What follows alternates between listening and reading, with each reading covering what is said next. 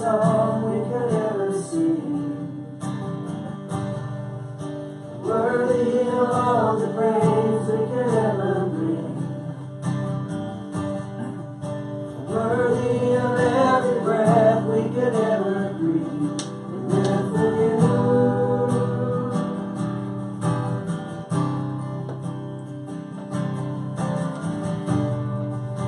Jesus, the name above every other name. Jesus, the only one that could ever sing. Worthy of every breath we could ever breathe. We live for you. Oh, we live for you. Holy, there is no one like you. There is none beside you. Open up my eyes in wonder. Show me who you are and fill me with your heart and lead me in your love to those around me.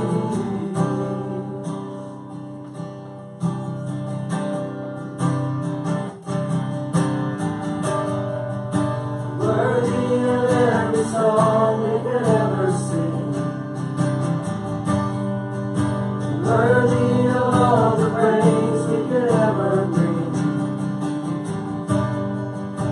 Worthy of every breath we could ever breathe. We live for you. Oh, we live for you, Lord. Jesus, the name above every other name. Jesus, the only one that could ever save. Worthy of every breath we could ever breathe. We live for you. Oh, we live for you, Lord. Holy, there is no one like you. There is none beside you. Open up my eyes in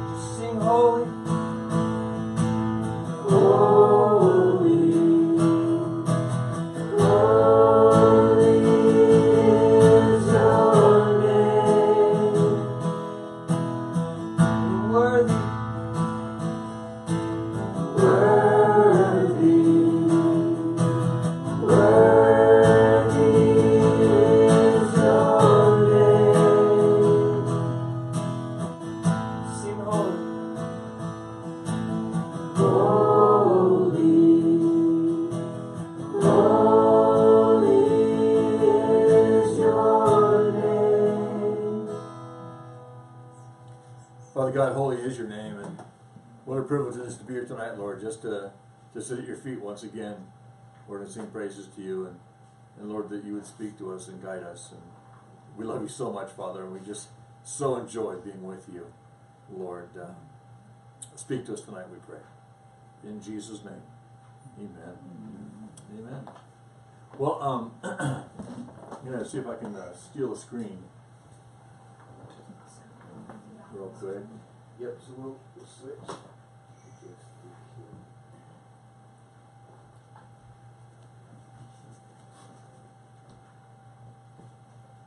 And then you should be able to have. It minimized my screen a little bit, but what am I supposed to grab? Okay, so now you're mirroring. Yeah, I thought so. Or do we got it in the computer? It had two options on which mirror to grab. Oh, so. the bottom one. Okay, that might be my problem. Bottom. All right. Yeah. Like it when things work. Yeah. Well, what this is, obviously, it's a copy of our itinerary, and we're going to print some more out, throw them down at church. We just ran out, so we didn't print any more out. But if any of you have AirDrop, or you have an Apple phone or iPad with you or whatever, I can AirDrop you this PDF, and then you can have it on your phone. You get asked often enough. What's that? I get asked often enough, they gotta know. Yeah. Or I can send it to you later. But what I thought we would do is a couple things tonight. One of them is really just to go over not the whole itinerary, but I thought, day by day, a little bit of what we're doing, because I was trying to find videos specifically on, because the Struberts and I were talking this morning about the Garden Tomb as opposed to the Church of the Holy Sepulchre, and why do we go to the Garden Tomb as opposed to the Church of the Holy Sepulchre. There's a lot of discussion about which one's really the real deal, and in a certain sense it kind of doesn't matter because they're both empty. It's the idea that he rose again from the grave, but it's just neat going there. There's pros and cons to each site. The pros to the Garden Tomb are that it's not as Catholicized and merchandised as the Holy Sepulchre. They both have things that kind of in their favor for why it's probably the tomb, and I think people at each site would argue on their own behalf. I brought when you go there, you get like a booklet, or you can get a booklet for a couple bucks, and it kind of lays out the features. It's got maps, pictures, inside the tomb, outside the tomb, all kinds of cool stuff. And I'm going to pass this around so you can all look at it. I've got another one at home that's got all kinds of notes in it, and it was kind of messy looking, so didn't bother to bring that one, but hand that off to you, Matt, and you just pass it around. But that's one of the things that we're going to see. We're going to spend the first part of our trip in Jerusalem, and so I brought some maps, which I'm not going to. I've got a couple extra copies of them, and they're hard to look at just like a glance. These things, when you look at them, you've got to actually kind of study them a little bit, figure out where you're. Okay, you're on the Mount of Olives, because the first place we're going to stop when we get into Jerusalem, we're going to fly all night. We're going to land in Tel Aviv. They're going to take us from the airport basically to the hotel. We're going to have dinner, and then we're going to crash. We're going to get a good night's sleep, get up and have devotions together. We'll have breakfast together. We'll load up on the bus and we're off. And the first place that we're going to hit is the Mount of Olives. And so we're going to drive around the city of Jerusalem, and you're going to see it from a couple different angles. And I've got some pictures that I'll show you that went through the same basic trek. And we're going to hit Jerusalem from a roundabout perimeter kind of a view. Then we're going to land at one point. The first place we're really going to stop and talk will be on the Mount of Olives, directly opposite the Eastern Gate, and directly opposite the Golden Dome of the Rock and all that stuff. And we'll have our first Bible study there. We'll probably take a group picture while we're there. And then the neat thing about this place, and this map will make a lot more sense kind of after we see some of the pictures, because what's going to happen is from the Mount of Olives, we're going to look out. I'm going to point out, the Dome of the Rock's easy, the big gold thing, and then but all the little features that you can actually see from that vantage point, you'll see on the maps. Then after we see it in a panorama and look at it on the map, then we're going to go from place to place to place that you just saw in the distance, and so you'll have kind of like the ability to orient yourself, a little bit about what you're seeing. And so I figured we'd do that for a little while, and then we'll look at a couple of videos of teachings, basically along the lines of where we're going. And so, like I said last week, a lot of the teachings that we're going to do, they're not going to be like, oh, I've never heard this before. In fact, you'll have heard almost all of it before, in some respect. It's just that now you'll be able to connect your visual, what you're seeing, with the teaching, and that'll be part of the connect. And actually, I have to be honest with you, I'm holding back a couple of things you haven't heard before, so I do want to impress you. But, but I mean, there's a couple things that really only make sense when you're standing there, and so there's been a few things that I've learned along the way. And what I did was, and I told you about this before, I had my backpack and my camera hanging there, a little Bible in my hand, then I've got my notebook, and this is the notebook that I used on my last trip, and I just, and it's pretty beat up because it's, pretty thrashed from being just used hard. But I transcribed all my notes, or just about all my notes, into a Pages document, and then so I can go off my iPad tonight and use the computer for the pictures. But what I'll do is I'm almost done transcribing my notes from this trip. I've only got like 2 days left to go, and then I'll, if you want it, I can shoot you the notes. They're notes for me. They're cryptic. They're not like really super like finished notes. But if you want, it's something you could take and add to, or massage around, and maybe it'll make sense to you, or you just read along. Oh yeah, and maybe when we get back, we can all kind of collaborate a little bit, and then go over some notes, because I'm sure as we go along, there's stuff that you guys saw or heard from the tour guide or whatever, or there's gaps that maybe somebody heard it, somebody didn't, and so we can kind of fill in the blanks a little bit, and it's kind of fun to do that. Will this be different than the booklet you're going to give us with scripture for each site? Yeah, actually it will be a little bit, because what I'm giving you, and I'm almost done with that too. I just didn't finish it this week, but I'm very close to finishing. I've got a list of all the places we're going, and then the scriptures that are attached to each one, and so that's different than my notes. And I will. I'm almost done with that. And when I get it, hopefully I'll bring it next week, or I can just email it to everybody, and you can add to it. I'm gonna email it to you or give it to you either in a Pages document, or I think I can convert it to a Word document if you guys are working on Word. But that way you can take it and alter it. You can add to it, or whatever you got going on. And so I use Pages because I'm in all the Apple stuff. But anyway, so day one we're flying in the air. Get up early, we're on the plane. Day two we land basically in Tel Aviv, and then they transport us to the Grand Court, Jerusalem, which would be a nice, real nice hotel. And then we spend the night, eat dinner, spend the night, all kind of stuff. Then the next day is just a year. we hit the Mount of Olives, and so let's see if I can do this. This is coming around Mount Scopus, and we're working our way around from the north and the east back around, and I'm going to blow this up so you can, I think, I never have gotten a really good, in my PC, you could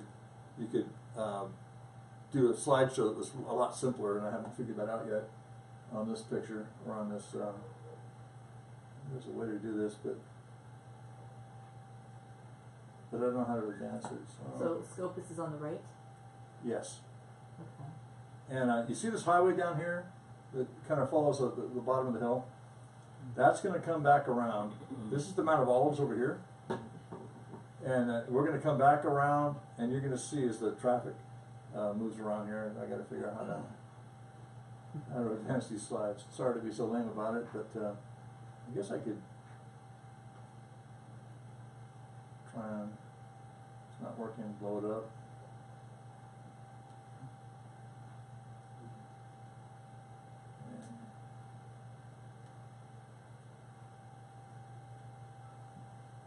And then I'm just going to go through a few pictures, just blow through them. And again, this is just the terrain. This is in January, so it's not, it's green, it's real cool, but as you can see, I take pictures of my notes, and then I take pictures. If you double click it and open it up, can you use your arrows to the right to scroll? I tried that a minute ago. Double click the file. Right. It opens up another program, and then I'm hitting the right hand arrow and it doesn't do anything. But you can see these just my notes that I, these are just the notes that I take pictures of, so it helps me orient what I'm doing next. And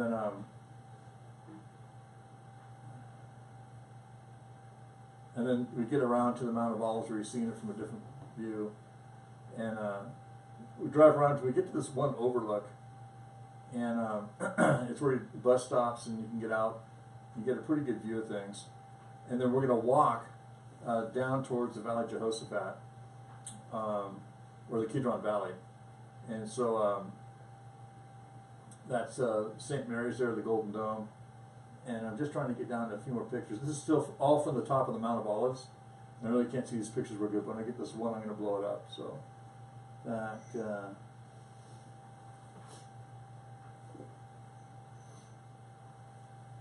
There we go. Actually, I'm going to back up to that one for a minute. And then I'll double tap that bad boy. And drag it out big. Okay, so you're standing on this overlook over a Jewish cemetery.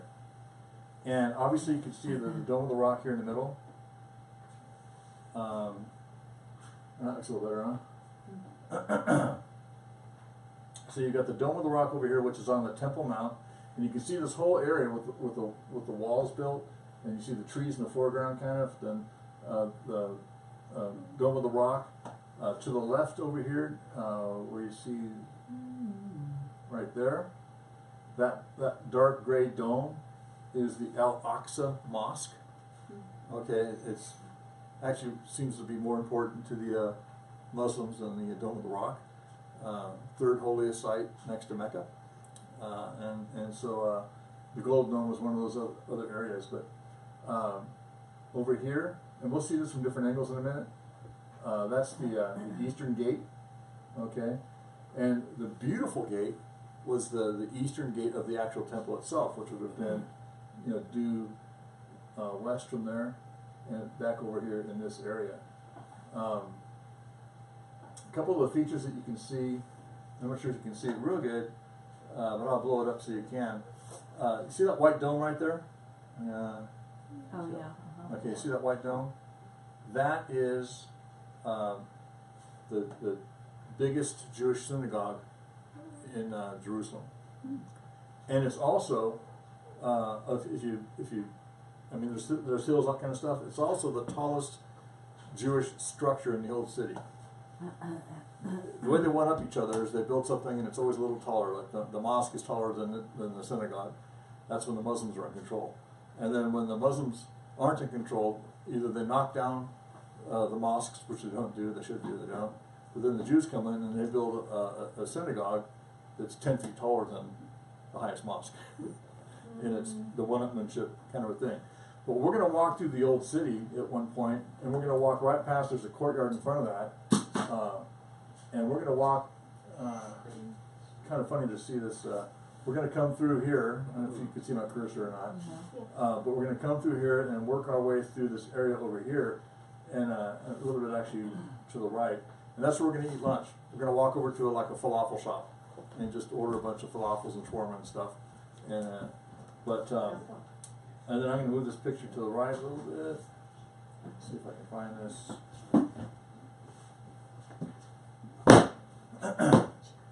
Do you have a laser pointer, Michael? I don't. We do. Ooh. Michael, I was looking it up and it says if you click, select on options, the option key brings up many options. This is also to get to the quick look slideshow is option dash space. So if you make the picture smaller, I don't see any options. when it shows the files, you know, all the files that you had that previous look view, you know, all your files laid out. Yeah. Under the picture, there was a button that said options. I think, more, comes to the bottom right, I don't know if that's.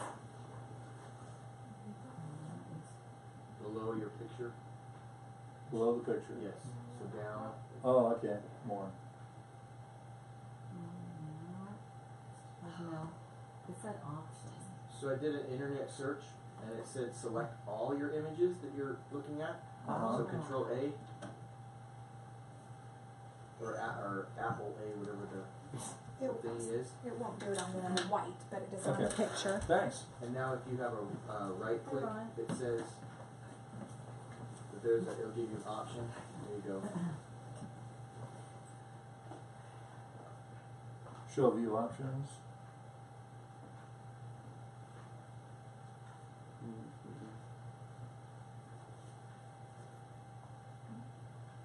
I'm not seeing it.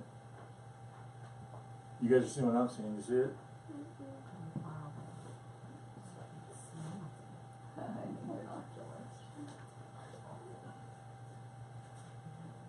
Yeah, I've never found a slideshow. It says in the right click, open in preview. Open in, is there an open in preview? Open with fetching, trash.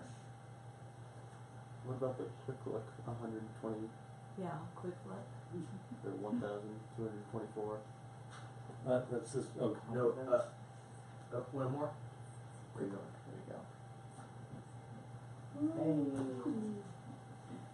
We're on like big dog now. All right, you're gonna regret this. We got like 1,200 pictures. But When you're there eating falafels? Now if you maximize your window, it'll probably. okay. All right.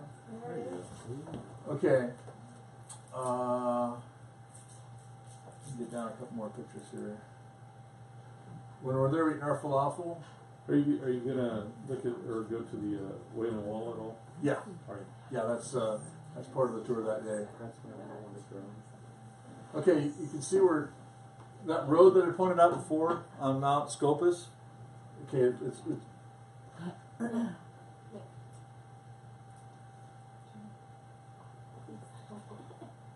Oh, it's not doing it. yeah, that's right. Anyway, that's what curves around over here, and you see it over there. And I want to get back to this one perspective real quick. Welcome, Ron.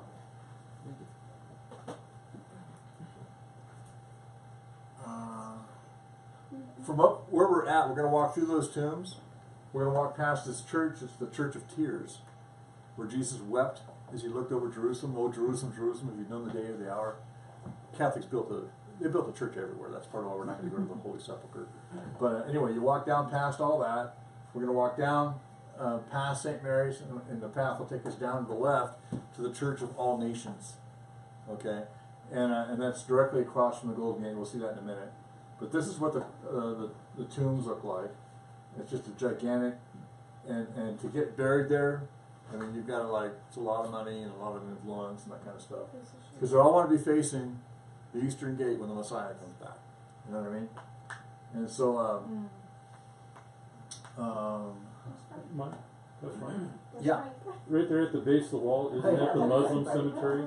Did they build it there in order to block the Eastern Yes, Gate? yes. Yeah. Up against the wall that you see there, that is the Muslim cemetery, trying to keep the kosher Jews from going over there. Now, here's what I want to kind of point out. I can find it. Next picture. We'll do this. Let's see.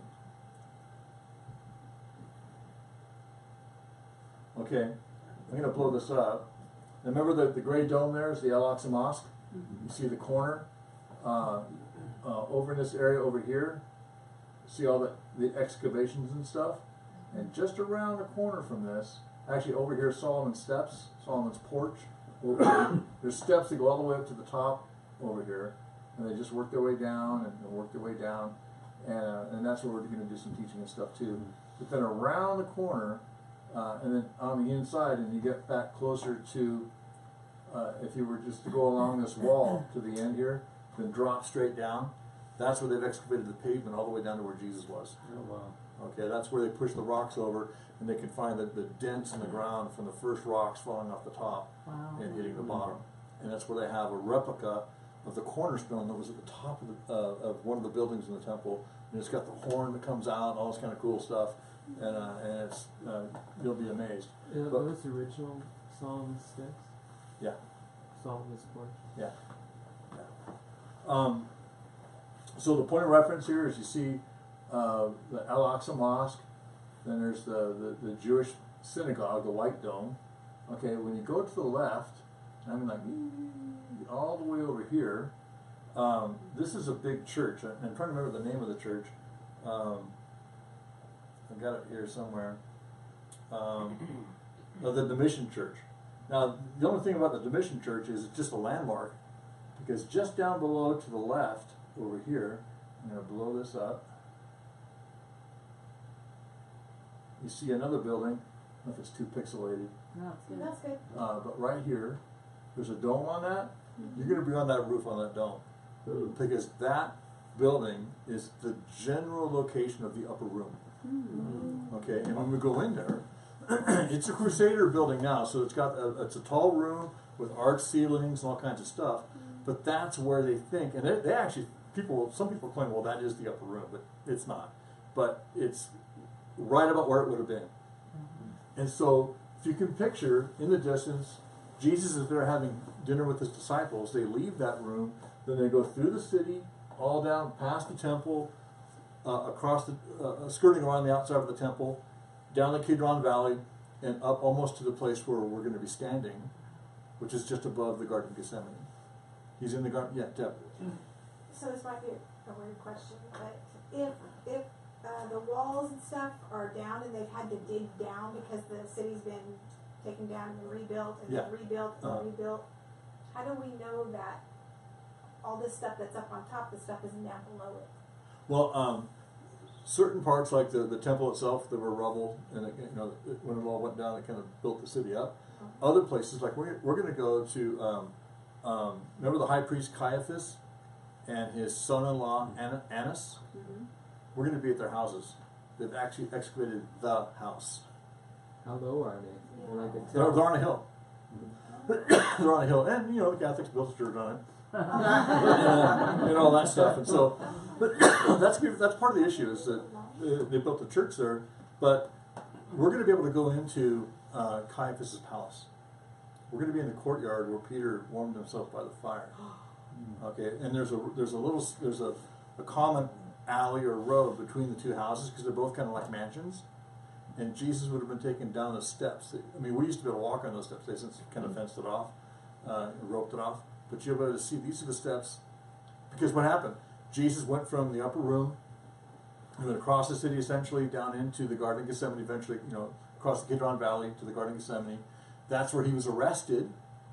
Then he was taken to Caiaphas' house. Then he was taken to Annas' house. Then he was taken to Pontius Pilate. Then he was taken across the town to Herod.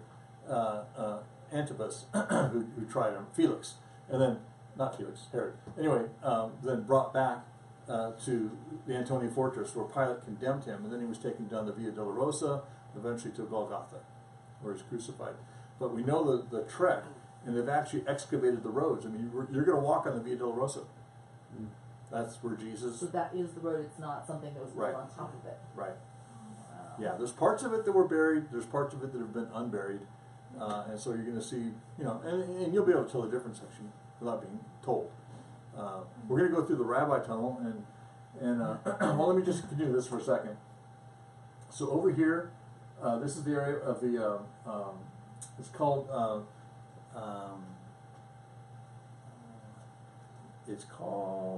have it here in a second. It's St. Peter Galantu or something like that. I forget it's a difficult name. But basically, when we get down there, you're going to be able to look from a perspective on the outside, back the other direction towards the Temple Mountain. You'll see the Dome of the Rock and Al-Aqsa Mosque, and and how it turns that corner, but from the other angle.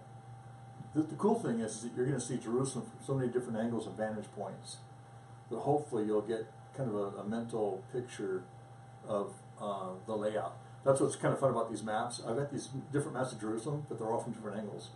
And so you eventually kind of figure out how to orient yourself in the geography of it. And so, anyway, so the Domitian Church, then the upper room, then out of the picture, and I'll show you some pictures from St. Peter Galantru. It's weird because it is basically Caiaphas's palace.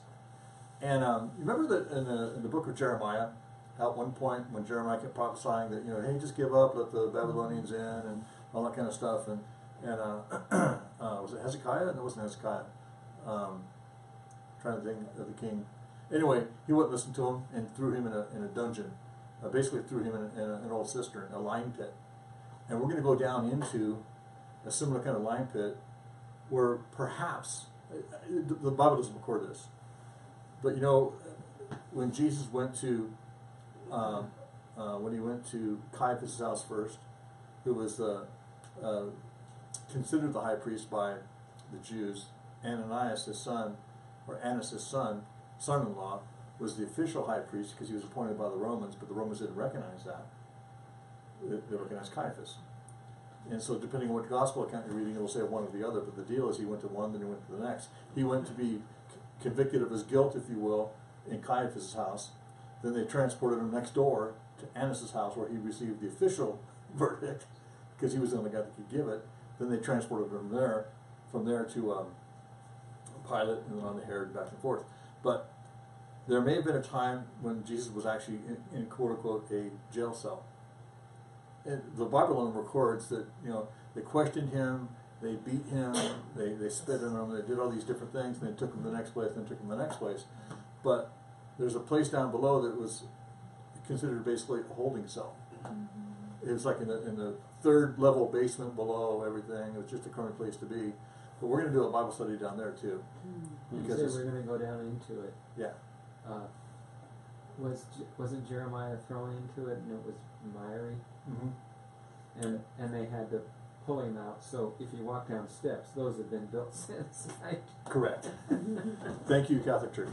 Because going up and down on the pole would be a bummer.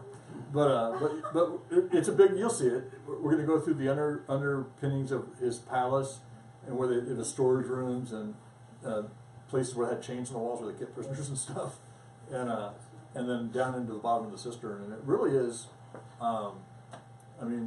One of those places that we'll talk about more about Jeremiah than Jesus because we know Jeremiah was in something like this. It's speculation at best that Jesus may have been in something like that. But anyway, that's off the screen. I can't. It was originally a cistern that cracked. Yeah, and this one didn't crack all the way. Yeah, they just turned it into something else, and that's what they did because they had so many earthquakes. They line them with plaster, and then it would break, and so they didn't always last the way they should. The cistern in the Garden of Gethsemane, in the Garden Tomb, it's still useful. Holds water, so it's on bedrock, and so interesting. We'll see that when we get there.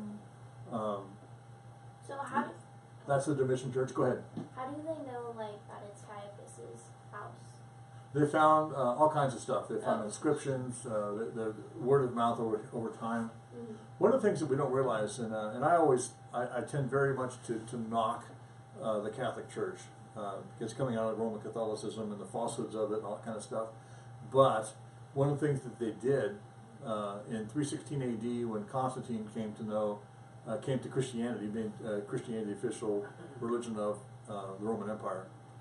His mother, who was also converted, traveled to Israel and wanted to find all the sites. She was genuinely trying to, find out more about Jesus and Bible studies and all that kind of stuff. And so she had the power, the resources, and everything else, and she went around asking. And by then, all those oral traditions or word of mouth passed down from person to person. Jerusalem was still, under the Roman Empire and everything, and so she had the Jews to basically say, well, where did this happen? So this is where this happened. Guides would take her or whatever. And so that's how they identified a whole bunch of stuff. And this is the spot where Jesus stood. and wept over Jerusalem. And so, okay, she marked the spot. Then later on, they built a church over it. You know, and she didn't build all the churches. I mean, she just marked the spots, if you will. Then during successive years, the Romans came in and built churches and that kind of stuff.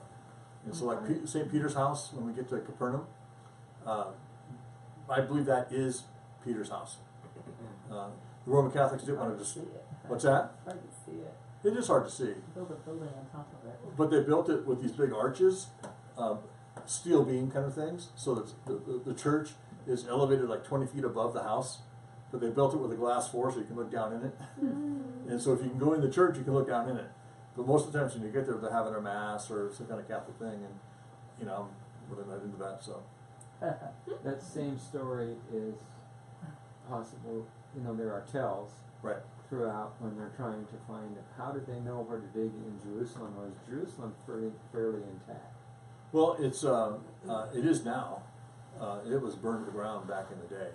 And so the way the tell works is, you know, there's a city, it's destroyed through warfare or fire, earthquakes, all kinds of stuff. And basically, you know, it crumbles and falls down, and people start stealing the building materials like the blocks of stone and stuff, and they use that to build other things. But a lot of times what they would do is they would just push it aside and keep building. And so then you have layer upon layer upon layer in these tells. And they could go down through the centuries, and they find coins with dates on it. You know, and if you get down to a certain point and there's a Roman coin or a Jewish coin with a date on it, well, then you know it was from this time period. And it's like just recently, back in early 1970 something, people for a long time said that Pontius Pilate never existed because they couldn't find any secular records or anything apart from the Bible that validated that he was even a person. What happens was when you, like in Egypt, you know, I guys also the Ten Commandments, you know, when Moses got kicked out of Egypt, you know, strike his name from the obelisk, strike his name from the pyramid. So they erased their history. And with Pontius Pilate, he fell out of favor. He ended up getting fired by Caesar, and so they took his name out of everything they could take his name out of. And so they erased him from history. Well, Because he was a bad ruler. he was a failure in their perspective. He was Because fired. they're always rebelled. It's kind of like Trump. You're fired. Okay, well then just take your name off everything. We don't even know who you are. You're so fired, you're gone. And anyway, they were doing excavations in Caesarea Maritima, which is Caesarea by the sea. And there's a big amphitheater there. There's a hippodrome, which is like a big giant racetrack. There's a theater. There's all these different things. Anyway, they're doing excavations at the outdoor amphitheater, which we're going to go to. And as they're moving stones around, they pick up this one stone that was part of looked like it was part of the seating for the Colosseum. And you know, wow, that's nice. They turn it over, and it's got an inscription. Pontius Pilate basically laid it out that he had built and dedicated a library in Caesarea, and this stone was the commemorative stone that capped the door that said this library was, you know how you go to places, this library was donated by such and such or whatever. It had his name in it, that he was actually the governor of this region at that time, and it had a date and the whole thing. So it's like, hey, so it's the real deal. You remember just last week, they were doing excavations around the Herodian. The Herodian is one of Herod's 11 major fortresses that he built along the Jordan Valley to protect him from the Persians, protect the Roman Empire from the Persians. And so the Herodian is the place where Herod was actually buried. Anyway, they're doing excavations there, and they found the top half of a ring. Now a ring's got, it's round, and then a lot of times on the top they've got like a signet kind of a thing where it's got a stamp. You can stamp your envelopes, kind of, you know, with the wax and all that kind of stuff is sealed. They found the top half, the signet part, and half the round part. The bottom half, you know, was gone. But Pontius Pilate, governor of, you know, and Where did they find that? they found it in the dirt. They were sifting through dirt and found it. And so we're not going. Sadly, we're not going there because we had to pick and choose where we could get to. But anyway, Well, basically, how did they just by accident or by is the Lord leading them where to excavate sometimes? Where bottom line is, everywhere they put a shovel, they find stuff. Yeah. They're being systematic, they're going all over. But I mean, you have to get permission to do it, I'm sure. Well, you know what? It used to be a lot more difficult when the Arabs and the Muslims were in charge, but they are no longer are, and so antiquities are everywhere in Israel, and every time they want to build a new train station or a theater, they start doing excavations to do, and they go through layers of stuff and they find stuff, and so it's random. It really is. The only places that they're really excavating on purpose is around the Temple Mount, and part of the problem is the Muslims were digging under the Temple Mount because they're building this giant mosque. Okay, wrong picture. Oh, it goes the other way. Okay, you see the corner of the Temple Mount here, the dome in front and all that. See right over here, that area that's kind of white colored? That was falling out because the Muslims were digging underneath the Temple Mount to hollow out this giant mosque. And it was part of Solomon's quarries, it was part of the Solomon's stables, all this stuff. And they were in there underneath there with bulldozers. Oh, Okay? And they're getting rid of stuff as fast as they can. Well, the Israelis stopped them and took all the stuff, all the dirt, all the junk. And if you go along the Kidron Valley back this way, at the end of the Valley of the Kings, there's a camp set up where they're sifting through all the stuff the Muslims were throwing away. And they're finding stuff left and right because the Muslims are trying to destroy any evidence that this was Jewish. Yeah. And so all the Jewish coins, all the Jewish stuff, they would find it, melt it down, get rid of it, do whatever. And so it's been a big, huge political thing, who's digging where. Michael? Yeah. So how come everything's buried? Was it an Because earthquake or fire or what? Well, when the Romans came in and destroyed the city, this valley was a lot deeper.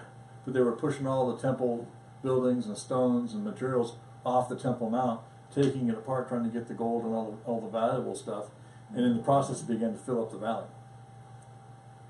have they ever excavated the causeway to Tyre?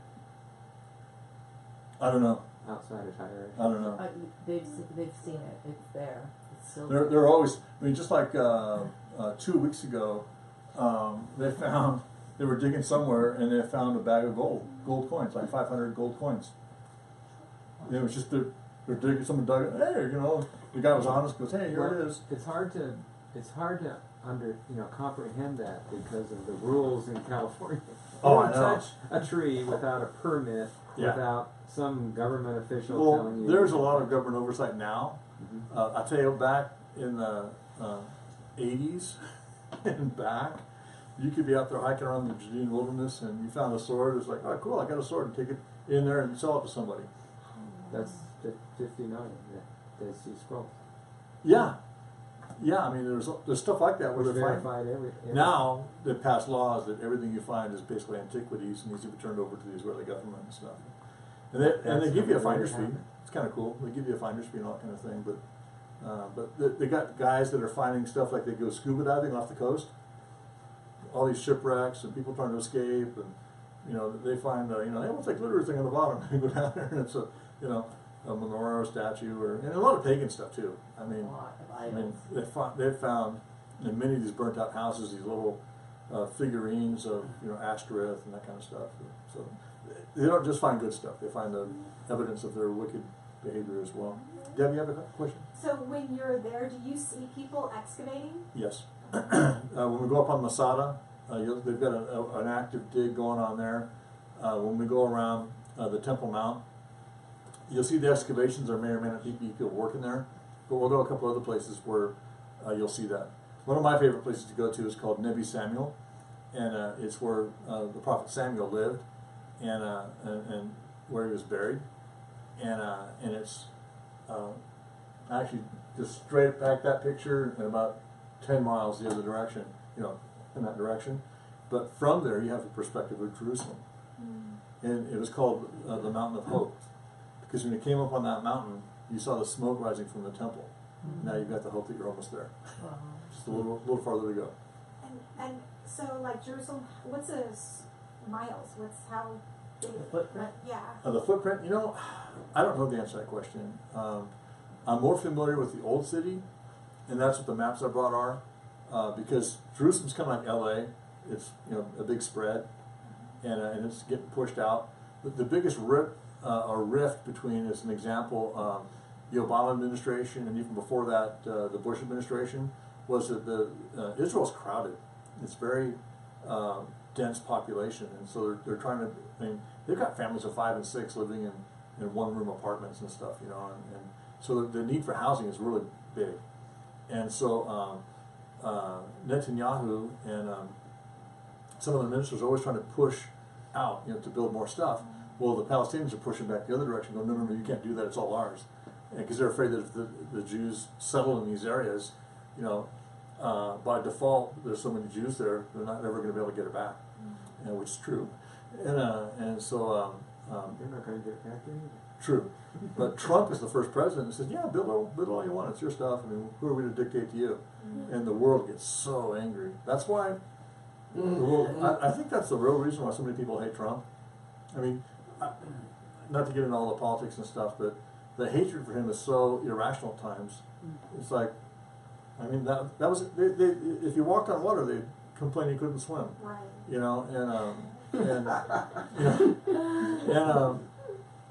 Everything he does is negative. But I think it's because so much of what he's doing is he's honoring the Bible, he's honoring Jesus. He's honoring the nation of Israel. I'll bless those that bless you. He's being blessed. I really think, unless God just doesn't want it, he'll win the next election only because the presidents that have gone against Israel have all suffered politically. And so it's just, I don't know, an observation. But It's the old city's 220 acres or 1 square kilometer. right, but the city itself is much bigger than that.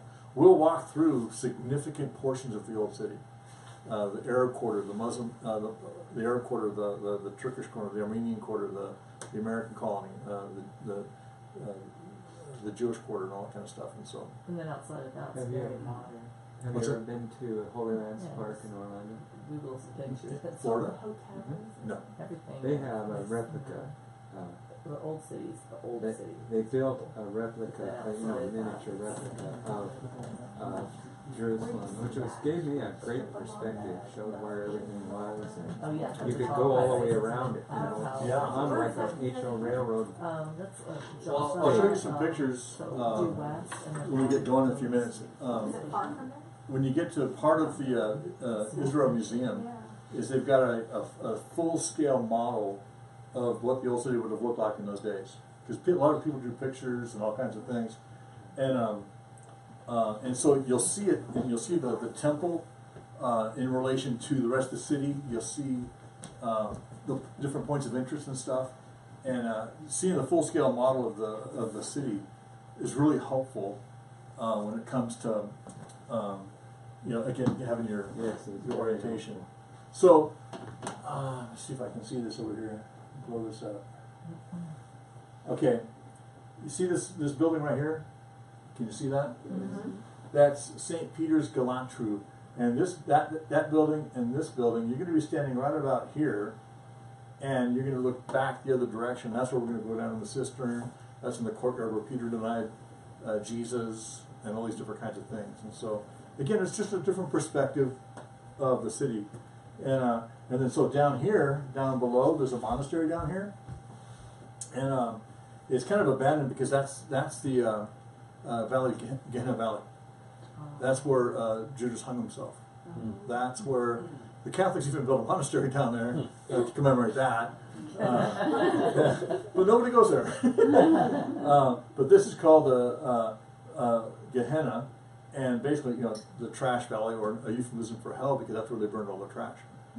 Across, directly coming back this way, is the Mount of Corruption, and we won't go there, but you'll see it in the distance. That's where Solomon accommodated his wives by building them the pagan temples and where they did all those sacrifices. This is the Mount of Corruption is where the nation was corrupted. And interesting, that's where the United Nations has their headquarters too. But seriously, fits like a glove. That's where you know the Lord has a sense of humor. Yeah. So that's the Domitian Church I pointed out earlier. I just did a telephoto shot. Nick, that's a camera word. Anyway, and then here's the upper room, kind of thing. So you kind of get a feel for that. But what I really want to show you, I can't look. I got to figure out which screen I'm looking at. That's the eastern gate. Here you see a mosque over here. But Which over in this is, area by the over way- here is the area. What's that? Which is, by the way, in 1968, they discovered somebody fell through and found a real. Yes, down below that. Yeah. And that was But they don't let you go there. But that's the Antonio Fortress off to the right there. Then here's these excavations that you couldn't get into the first time the Grace and I went, but now you can walk through it. Where, up there on the left? On the left-hand corner, like Yeah. over in here. Okay, good at And, the steps. and then you'll come around, and you can see these steps. You Yeah. can't see it real good, Huge but steps. that's just an awesome place to have a Bible study. I have a Now, this view, what I want to point out here is, we just back up a little bit. So, you have a question? Yeah. So I know there's like Hezekiah's tunnel. Uh-huh. Are there other tunnels underneath the city? You know, I don't know. Well, the rabbi's tunnel, but that wasn't, Mike, can you that wasn't OG, that was. Can you identify the chute where with Joab? where Yes. Joab goes up to be the commander of David's army. Yes, I will. In fact, that's where we're headed next. You can see the corner of the. Sorry, Yeah. little route chill. That place where the Jews, like, they were kind of being chased. I think it's by the Romans, and they locked themselves up, and then they'd rather kill themselves than. Masada. Are we going there? Yes, we are. Okay. And you'll see the siege ramp that the Romans built from the top.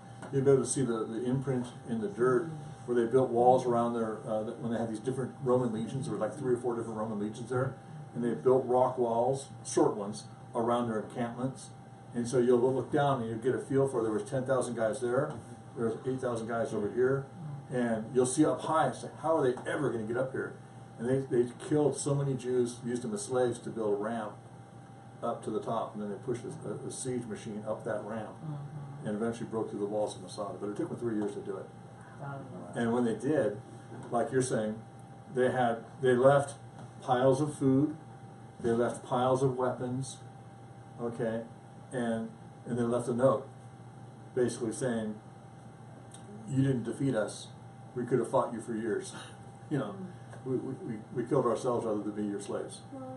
Kind of thing. And so, yeah, there's a lot of history to Masada. And But that's all down by the Dead Sea, that's not. yeah, and that'll be after we're going to go from Jerusalem, then we'll go down by the Dead Sea for a day and a night, and then Qumran, and then back to the north towards the Golan. Are we going to go toward the coast, Tyre and Sidon? No, Tyre and Sidon are up in Lebanon Lebanon. right now, and so no, we're not going to even go close to that. But we're going to go up. The only place we're going to go to on the coast is Caesarea Maritima. That was the That's Roman headquarters right for. on the coast, right? Yeah, it's right on the coast. You'll see it's beautiful. Is that where they built the ships? Where? The ships you're thinking about, like Solomon when he brought the logs down and Yes. stuff, the rafts, that all happened up in Tyre and Sidon. Higher. Then they floated them down to Joppa, and then from Joppa it's a short distance to a shorter distance to. We're not going to Joppa. We're not going to Joppa. And so Joppa's a neat place to go. I mean, I love seaside kind of places, but historically, not that much happened there. You know, Peter stayed with Philip and his daughters that were prophetesses. Remember, and then the vision, the sheet came down, and Cornelius sent his soldiers there. That's all Acts chapter 10. Bless you. And then he left there, you know, but some things happened there, but not like Jerusalem. So we're going to, you know, if we take another trip next time around, then, you know. So we're staying around Jesus' time, not during like Philip, where he got. Book of Acts. Yeah, we'll pass some stuff, and you know, on the road. Hey, that's where the eunuch got, you know. But it'll be just the buses going by. Hey, everybody, look out the right window. That's where the eunuch was baptized. You know, stuff like that. And so, same thing with. I want to go to Kirjat Jearim. That's where the ark rested for a season, and it's on the road to Emmaus. And if we have time, because a lot of things are dictated by time. If we could take too long one place, then we'll be skipping the next place and going to the next place. And so, we're going to be hustling. But anyway, okay, if you look, and here's the corner of the Temple Mount, Solomon's Steps. Then you come around, and you see this this road right here. Okay, then you go down. There's a small road that takes you down over here. Okay, and then you see that the dark spot right there. That's the excavations of David's palace. That's also the new entrance to Hezekiah's tunnel. It used to be that you would go down over here somewhere, and there was a Kidron Valley. There was a gate down there, and a bunch of Arabs would charge you a couple of bucks to get in, and then a buck for a cheesy candle, you know, to light it up while you went through. But now there's I think it's called Warren Shaft that Joab climbed up to become the commander. But that's in there, and this is the Ophel. This is the old city. David's city is everything from all this area over here, and then back in this direction. That's the old Jebusite city that he conquered, and then where he built his palace, all that kind of stuff. Then when he bought the threshing floor of Aruna, and that's what all the Temple Mount is. That's where he built. Eventually, his son built the temple. Yep. So on your big picture, your square picture, can you point to where the new temple's supposed to be built? What area? I could speculate like everybody else. Well, there's an area that's empty. That's, They have satellite imagery, you know, because the Muslims built the Dome of the Rock Mosque on what they thought was the spot. The Muslims do that everywhere they conquer. They take down any vestiges of Christianity or Judaism, that kind of thing, and I hate to call it, they mark their territory, usually with a mosque. But you know, Catholics did the same thing. Anyway, so they built this mosque where they thought it happened, but more recent satellite imagery shows, because they've cleared off, this is the actual Temple Mount. So when they cleared all that off, they can see that there was the impression of a big building to the east of that. And so the speculation is that even though they built their mosque on what they thought was the spot, like the Holy of Holies kind of thing, they may have missed it by 50 yards. Do you speculate, like many people or other people have, where you can actually sight from the altar, the Holy of Holies, through the eastern gate to a certain location, and you can only see it from which is north of the... That's why the Church of All Nations is built where it is, because it's right in line with that theory. And it takes you on beyond other parts of Jerusalem that are lined up the same way. And so there's, yeah, that's and Aryeh ben David. How much did that miss it? That seems like it missed it quite a bit. Yeah. But you know, those are things they figured out since they built that mosque. That mosque was built like in 700 AD or something. Are there catacombs underneath it? There are, yeah. There's all kinds of stuff. And it's sinking? I don't know if it's sinking or not, but I know there's passages and there's all kinds of intrigue. A friend of mine, John Higgins, when we go through the old city and by David's Tower, there's a gate that used to be unlocked, and you could just walk down the spiral staircase, and you ended up basically underneath the Temple Mount, in the quarries and in the stables. Where now the Muslims are, you know, they've locked all that up, and they're trying to build their own mosque. They're trying to build the largest mosque in the world there, and the Jews stopped them because everything they were excavating was destabilizing the Temple Mount and areas around it. But when we go through the Rabbi Tunnel, skirts along the edge of the Temple Mount. And the Rabbi Tunnel is something new. This is something that's happened like in the 1990s, where they call it the Rabbi Tunnel because it's I don't know why they call it that. But it skirts along the edge of the Temple Mount. And it takes you the full length of the Temple Mount. Whereas the Western Wall that you see, where the Jews are all bobbing and praying and stuff, that's only like 25% of the actual Temple Mount on that side of it. And so the Rabbi Tunnel takes you underneath the Arab quarter, because again, remember all the stuff came off the top, and then they built on top of that. The Arab quarter is built on top of the rubble of the Temple Mount. And so, anyway, what I pointed out to you, this little dark area over here, and let's see if I can blow this up. Okay. We'll come out over here, but basically we're going to go in a tour through this area, then back inside here we're going to go out on a much spiral staircase, and you have an option at that point. You can either go with all of us in Hezekiah's tunnel, or you can take the easy way and pop out at the Pool of Siloam and take an overland route. We're all going to go together. But anyway, we're going to go for about a mile and a half through a tunnel. And I've got, I think I've got pictures. There's probably pictures of that coming up. That's the synagogue. That's, not sure. Okay, that's the same curve that goes to the left, and then down. There it is again, closer view. They built kind of a little amphitheater thing down. We see the tent tops, all kind of stuff, and those big things are lights, and they light it up. But it's farther along in the slideshow, I think, than you guys probably want to go. Back to the graves. That's the Church of Tears. But anyway, we're going to go through this tunnel, and I remember when I first went through it, when Grace and I went through it years ago, I weighed about 245, 250, something like that, and a couple places were a squeeze. But I went through a guy that was in front of me that was a good 325, and he got through okay. And so you guys are all in great shape to get through. No one's going to get stuck. There's a couple parts where it gets a little bit low, where I had to kind of scrunch down, to get through. But most of it's like 10, 12 feet tall. But you got to wonder why would a bunch of little short Jewish guys carve it? Well, they started off high and they brought it down low so the water would flow. So they had to adjust the floor down to make sure the water would flow to the Pool of Siloam where it empties out. And so to get it, because the spring starts off high, but you want the water to flow, so you got to have quarter-inch drop per foot to make it. How much water would be in there? Calf high.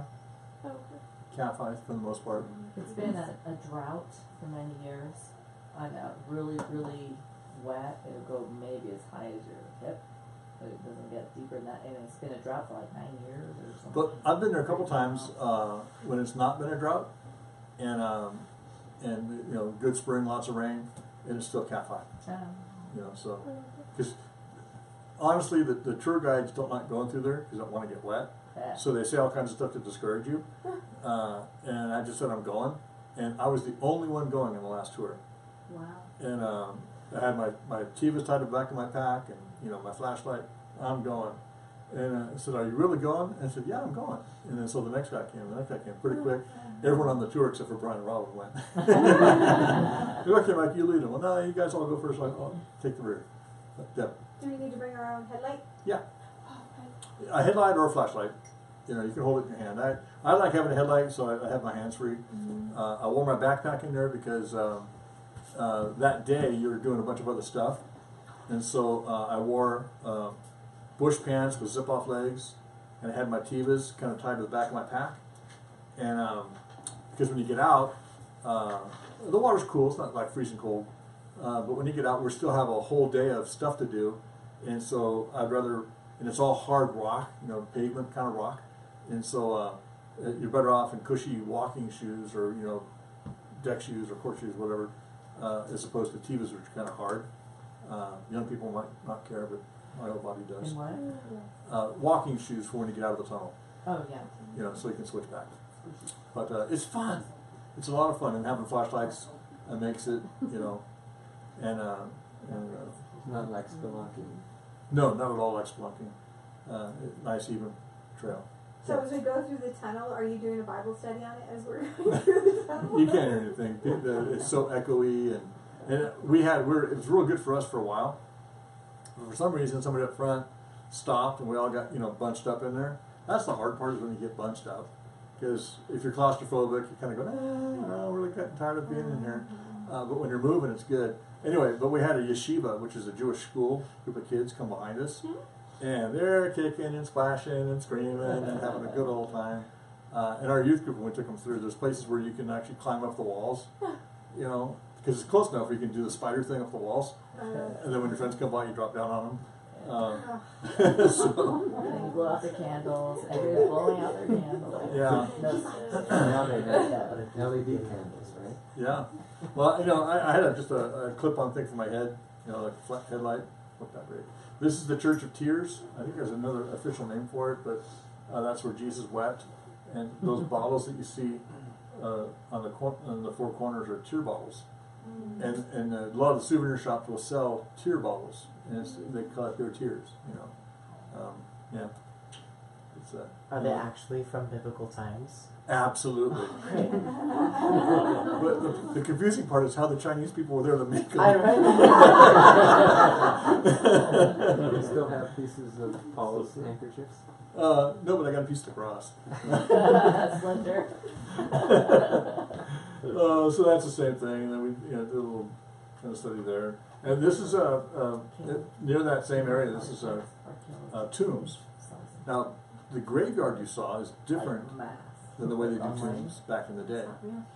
Back in the day, like you look at the garden tomb, and you'll see tombs like this in other places. See these little boxes? They're called ossuaries. And what they would do is you would lie in state for a year. So they put your body kind of like on a table. They wrap you up with spices, all kinds of stuff, and to hopefully keep the smell from being too bad. Oh, they're always ventilated, so the smell goes out. In a year, they come back, and your body at that point is completely decomposed, and it's just bones. And so they collect your bones, and your longest bone is your femur. So all those boxes are a femur long. Then they pack your bones up into a box, nice and tight, and then they bury you with your fathers. Do they stash the skull in there too? Uh-huh. Ooh, that's intense. They don't have to smash it up too bad. Yeah. But that's how wide it is. It's basically skull width or a little bit more. And so that to me is fascinating because that's how they did it. It's very simple. They're not burying them with honey and Yeah, not like the pharaohs. Yeah, all their slaves, their dogs, and their pets and stuff. Different view of the same thing. Now this is coming over the Mount of Olives and walking down towards the Garden of Gethsemane. And you guys will be walking on the same road. And yeah, you can see kind of like up cars and stuff. Subaru. And so I forget what the Church of All Nations is. It's a Roman Catholic Church, yeah. But this is the actual Garden of Gethsemane. No picnics. What's that? No guns. No. Yeah. No short shorts, no tank tops, no dogs, no picking flowers, don't ride your bike around, no motocross. No handgun. Yeah. So, but International signs. I kind of like these olive trees are not quote unquote the olive trees. But the thing about an olive tree is even when you cut them down or they burn down, if the stump is still on the ground, eventually shoots will come up and they'll grow up. These trees are all like 700 years old. And so they're not the trees, but might be the same stumps. I don't know. That just stumps me. What's a stump? Like you don't have an arm? No, I said that just stumps me. Oh, okay. It's Israeli controlled, so you can turn and find an Israeli person that's in service anywhere. For what? Just when you're walking down the street. Oh yeah, there's. Get it? Yeah, it's interesting when you go to Israel. It's full of Jewish people. Trying to branch out with the That's why I don't want to go to France. Full of Frenchmen. This is the Church of All Nations. What? Can't hear you. On Facebook. I don't want to go to France. Anyway, I'm sorry, Shelley. I forgot you were from France. Merci beaucoup. Anyway, a typical just gigantic Catholic church. If you're not Catholic, it doesn't really bother you that much. But growing up Catholic in the masses, knowing what all that stuff's all about, I'm kind of repelled by that. But there are some beautiful structures that they built, and sometimes you have access to parts of it. Like here, you can walk around the inside when we get there. This is obviously the Temple Mount going up there, and this is the end of the Kidron Valley. And another view, that's the Eastern Gate. Is it like the Wonder of Wonders how they get those big buses on those little places? Oh man. Is that where Jesus is going to come back, the Eastern Gate? Well, the old real eastern gate's about 60 or 70 feet below that one. So he's gonna split Down like right the behind ground. that. There's a plateau. And this- next to These are all Muslim graves That's what it's called. because every Muslim knows that a good kosher rabbi won't go through a bunch of dead bones to get anywhere. So, We're gonna be able to go right there. no, actually, we're not gonna go right there. I mean, there's some you can get in there though and walk around, but we're not gonna be over there. Do the Muslims own that area or no? It's a Muslim graveyard, and so, but it's an old one, like 500 years old or whatever. So Oh, there's some they're not still burying people there. International Notice here the same thing. This is the inside of that church, Do that too. and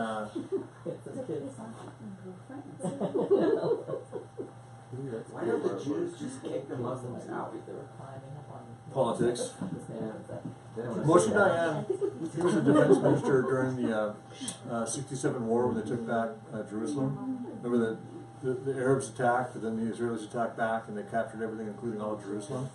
And the IDF had actually planted explosive charges all around the Al-Aqsa Mosque and around the Golden Dome Raqqa Mosque. And they were like within minutes of blowing it up. And Moshe Dayan stopped them because he was afraid of offending the entire Muslim world, that they would all want to go to war with him. But it didn't make sense because they had already been at war with all these countries who were then suing for peace because Israel was going out and grabbing the Golan Heights. They were grabbing all kinds of stuff.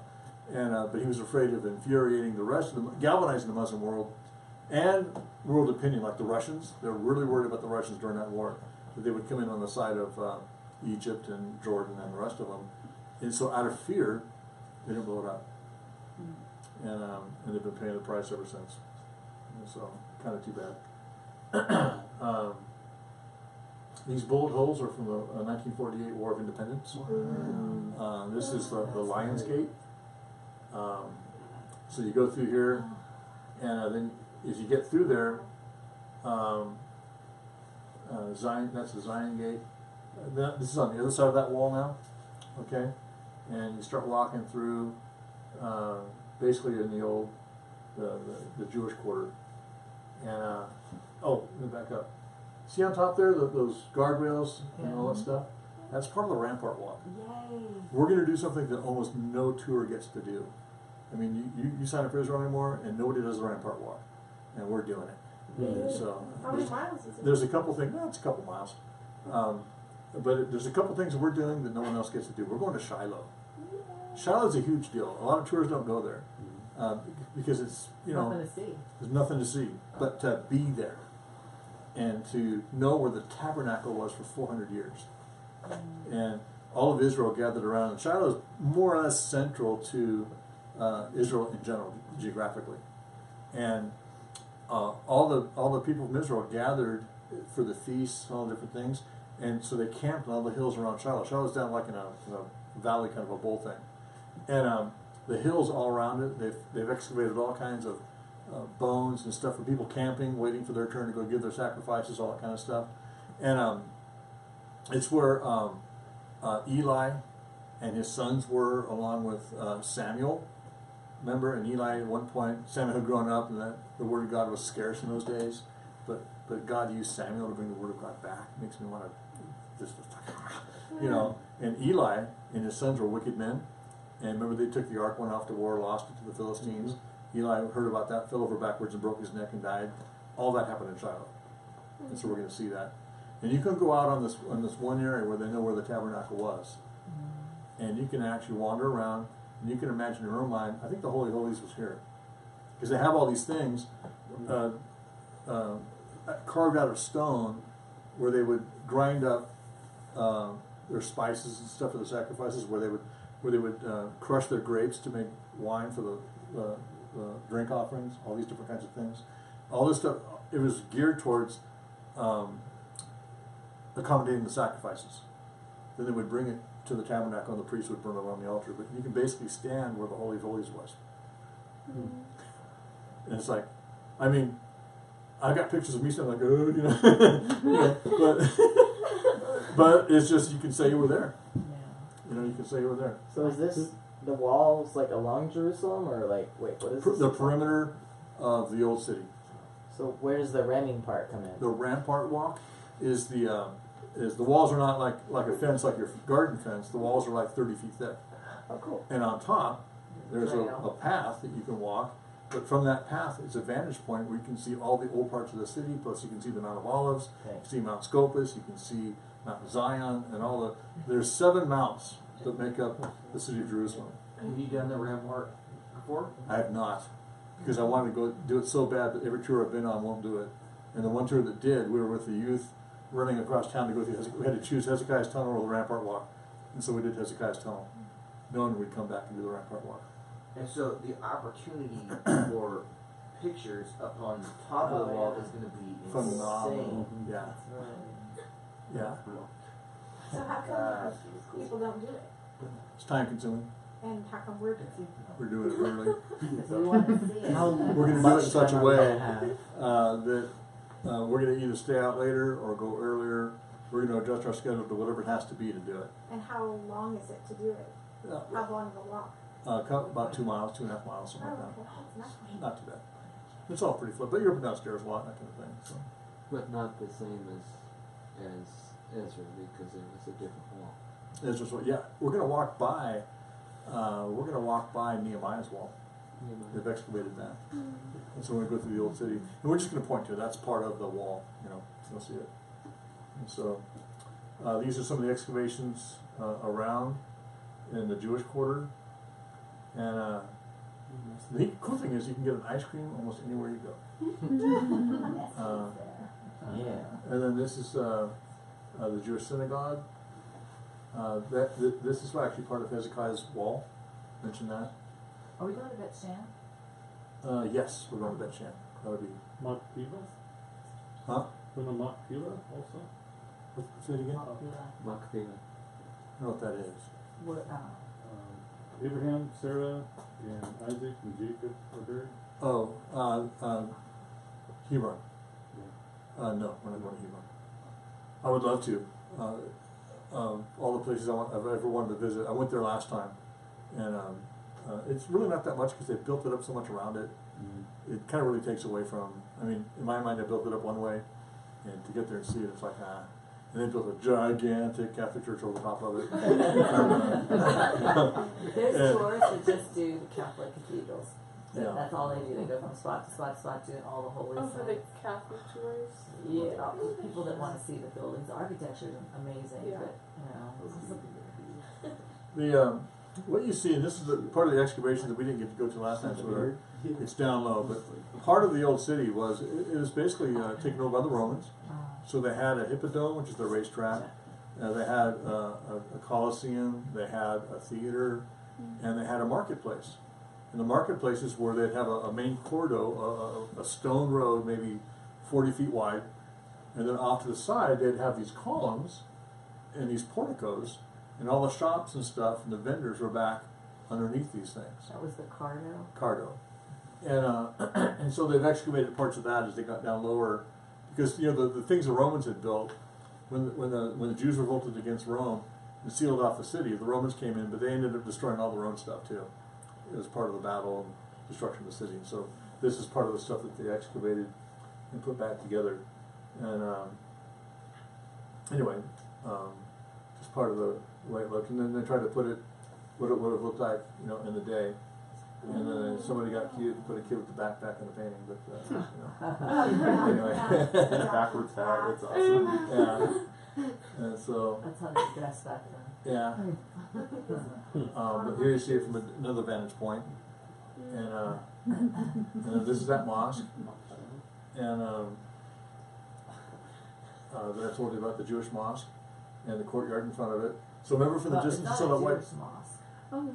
What's that? It's not a Jewish mosque. I'm sorry, a Jewish synagogue. Yeah, Jewish and mosque. So this is remember the white dome you saw in the distance in the other picture? Well, this is it. Okay, you're in front of it.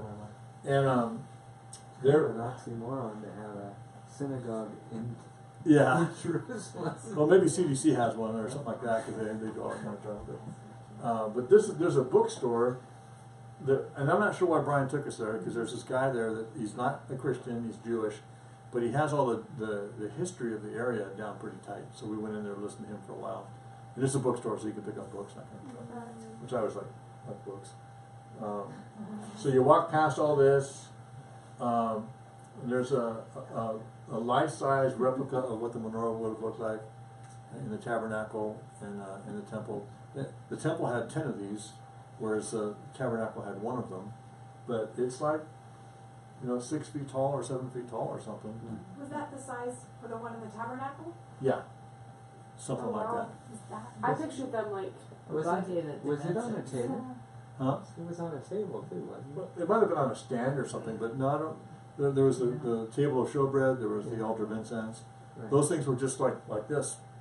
I think it didn't describe them being anything, elevated or like that. So So Mike, the difference you were explaining, and I just briefly explained it, there's a difference between menorahs between the 7, yes, this is 7 branches. That's the original menorah. okay, The Hanukkah menorah is 9. I think I told you 12, but I was wrong. It's 9, and Okay. it's the 9 days of cleansing of the temple. Hanukkah celebrates the cleansing, the rededication of the temple after Antiochus Epiphanes and desecrated it and all that kind of stuff. And so when the Jews revolted under the Maccabees, the Maccabean revolt, they took the temple back and they cleansed it. And part of the tradition is they found a vial of oil that wasn't destroyed, and God Enough for one day. enough for one day, but like the loaves and the fishes, God multiplied it. There was oil for every day, and that's how they cleansed the temple. So. But we had a hard time finding that kind of menorah. They're all Hanukkah menorahs. Actually, the last couple times I've been there, you're right. The first time I went, couldn't hardly find a regular menorah because they don't do anything with that. They celebrate Hanukkah. And so- Tiberius is where we found it finally. And honestly, there's a couple of they call them Hebraica shops here in the States where you can find all that stuff here too. And so I went up to the in Calvary, Costa Mesa. They had a big table in the back, for communion. They would bring it forward, and they had an open Bible, big giant, family-sized open Bible on it. That had a fairly good-sized menorah. And I don't know, one day, just out of curiosity, I walked up there and wanted to check out the menorah. So I'm up there, I pick it up, and made in China. So I determined when we went to Israel that we'd get one made in Israel, which was hard because there's a lot of made in China, made in Taiwan, made in India, Pakistan, all these different places. But there's genuine places you can find that. But Is that guy on the right? He was the guy you were with, right? yeah, that's Fred. And Fred's a neat guy. I like him. But when you go, like I said, when you go solo, you don't know who you're going to get teamed up with sometimes, and so kind of interesting. He's a character. Is the center candle also called the helper candle? I don't know. Where they take the fire off the center candle to light the others? I don't know because they're supposed to all be lit Right. all the time, and so. And you think about candles. Back then, they had lamps, so there were wicks, and they would have bowls of oil, and they were like that. So they weren't like candles like we see a menorah that has candles on it. You light them, and the menorahs that we have today are the same thing. You light a candle, but they're actually little bowls of oil with a wick, and that kind of setup so that they constantly had oil in them. This is leading into the Western Wall area, and see the ramp to the right. That leads up to the Temple Mount. That's controlled by the Muslims, controlled by the PLO, and the Jordanians. And so you go into their security system, you go into all their everything. We're not going to go up there because a lot of different reasons, but it's just not good to go up there, I don't think. So, and you can't take your Bible, all that kind of stuff. They search your backpacks, and they're really strict about if people follow you around, make sure you don't pray. Paul went up there and What's that? Paul went up there and they had a bunch of women harassing him. Yeah, that. A group of women just harassing him. But you go through security. They'll go through your They purse, your wanted you to backpack, cause whatever you got. It's a security checkpoint, and so to get on there, because it's one of the most tense places in the world, terrorist-wise. And so if you want to make a splash in Israel, that's a place to do it. And so they're real careful. Again, a different perspective. This is the dung gate that we come through. That's the dung gate back over there. I don't know if I took pictures of it, but I was here like the next day and we went back out. But they had cop cars, and cop cars to them are like vans, armored vans, and all the guys putting on all the military stuff. And there's probably a couple hundred cops getting geared up to do something right there. And so heavy security presence almost all the time. But this is looking over the gates, and this is where the Palestinians live. It's welcome to Tijuana. Tijuana. Yeah, it's Wow. it's just It's, you know, and if they sell anything to a Jew or to a Christian, they're imprisoned or killed. wow. Yeah, it's amazing. But here you are down below all that, the buses again, looking down at these are excavations on part, and then part of it is, and we drive through a lot of these different places. It was really kind of fun. This is coming up to St. Peter's Galantru. Okay, no, this is David's David's palace or whatever. This is excavated. And you can see the view back. That's the Mount of Corruption I told you about, where Solomon built temples to his wife, where the UN is headquartered. To the left, towards the Temple Mount, see that mosque minaret sticking up. Same kinds of things. What's the crane doing? The crane? Yeah. They're building stuff all over the place. It's a lot, they're building a lot of high rises. Right? Yeah. Where they're excavating David's palace, when you're there, can you kind of get an idea of where he was looking down Yes. from his rooftop? Yes. And it makes Bathsheba's role in that all the more heinous. It was high density housing, house upon house upon house upon house. And she wasn't out there in the open kind of going, oh, I hope nobody looks. It'd be like any of us stripping on the sidewalk on Main Street and taking a bath and go, don't look, you know. When you see that perspective, you realize what an active role she played in that. Oh, wow. You know, that's why the geography and seeing it with your own eyes, because you believe in the Bible. Hey, she's just innocently doing this or that. She looked up off that rooftop every day and probably saw the king, and knew he went out there every evening to cool down or have a drink or whatever he was doing. So she's not an innocent player and all that. This is back to somebody said that's really cool. Hairy situation. These are the excavations under David's palace. The lighting there wasn't real good. But you can see, to excavate this kind of stuff, they've got to support the things that are above. You know, because when you dig down deep, everything underneath, you know, on top crumbles. So they couldn't always do that. So they're pouring concrete, setting pillars and different things. And I was taking a note and I couldn't read it, and I still can't.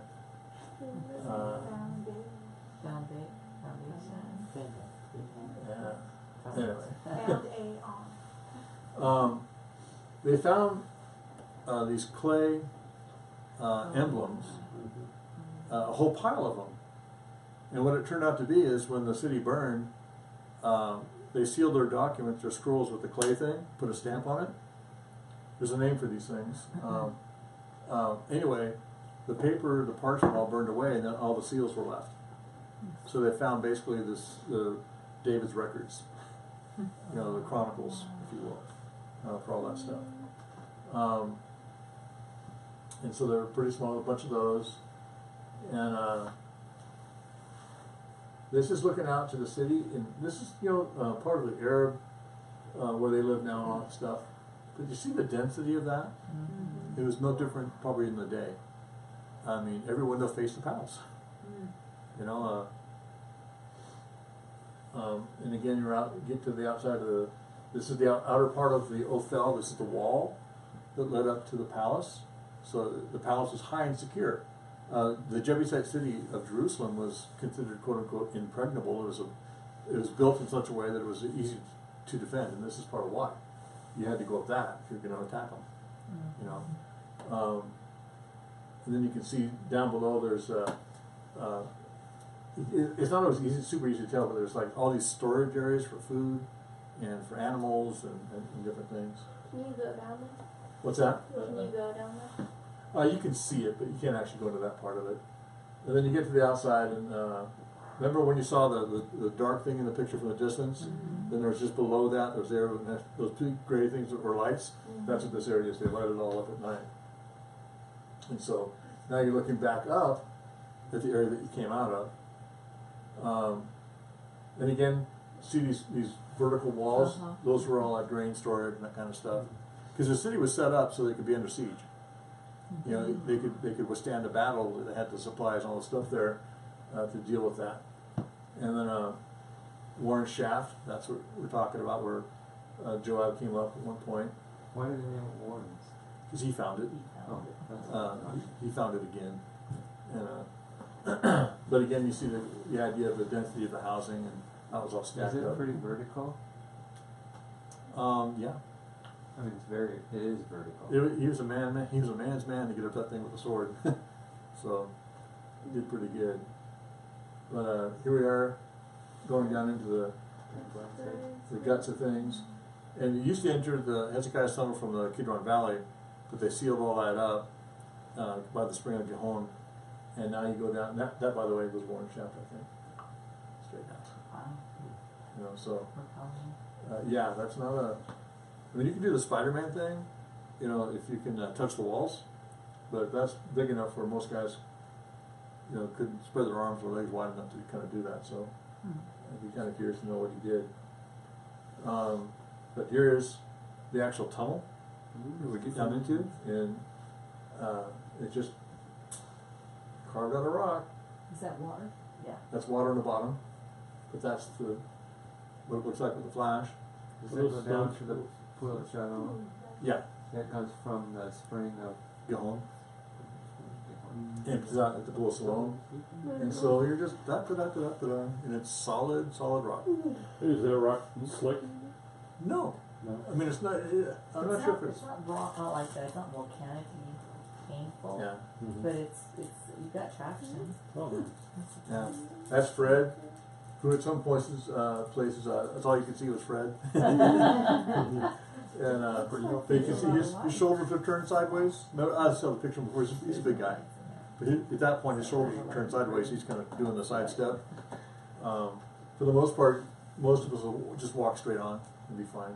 Is there spaces where it's like bigger in some Yeah. places? Oh, yeah. Mhm. Yeah, it goes wider and taller and shorter and different things. And, How long did it take them to dig it? I don't know that part.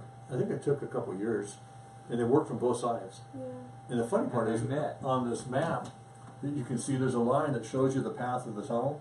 And you'd think it'd be like a straight line and they just gauge it, but it's like, comes from here, there, and they're all like that, and then they meet.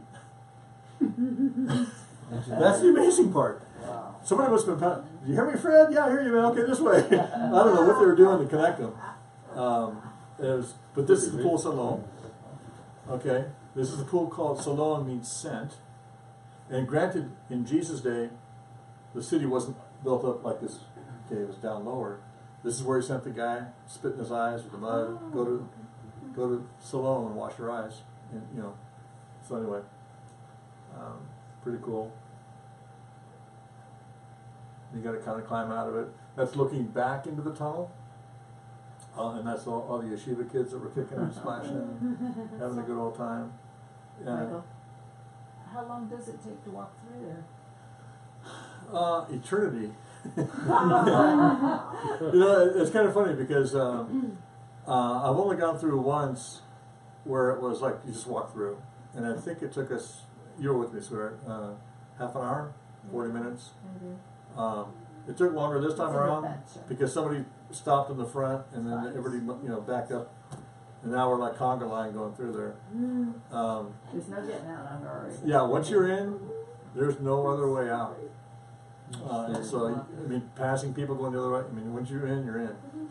But it's not, there's always plenty of air. It doesn't feel stuffy. There's good airflow and stuff, and so there's no reason for anyone to feel, I never felt you know, claustrophobic and that kind of stuff. But do you feel it anyway? So, you know, kind of like under a house or some crawl space like that. I don't really like it, but it was pretty open. I mean, even on the top, and it's fresh air blowing through the whole time. mhm. And And they don't have fans. Oh, And you're I not fans allowed- on the other end. Just naturally the airflows. That doesn't- I've been in, I'm not claustrophobic, but I've been in tight spaces where I'm crawling and I got my shoulders, Cracking ribs and things. and yeah, all kinds of stuff, and Yeah. this felt actually a lot better than that. So, I hope so. and then that's looking at it from down below because the city was built up over the top of all this stuff. You know, What was the pool originally used for? the pool of Siloam was a water reservoir, source of water for the city. That's what they did it because Hezekiah knew that the Assyrians were coming, and so he covered up the Gihon spring because when they lay siege to a city, they cut off the water, food, any kind of supplies. Well, his plan was that, well, you know, we can live a lot longer with water than without it, and so he covered up the spring and then buried it essentially, but you know, in a building, and then covered it up with some other stuff and disguised it. Then dug this tunnel that led into the city, and so the city would have a water supply even under siege. Like Cyrus. Yeah, well, actually better than Cyrus because this is a secret. Nobody actually knew about it, and the enemy didn't know about it, and so. Where do you come out the other end? Well, here, there, Salon. So it starts off.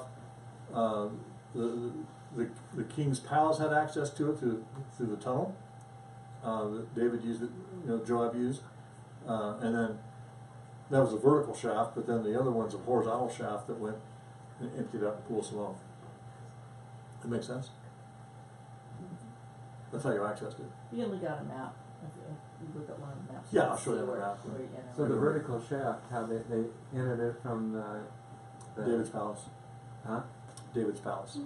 Oh, from David's. Well, before. Or would have been. Before that, it And was he just was open ground. conquering it from Jebusites. Yeah, I don't know. It's like open ground or something.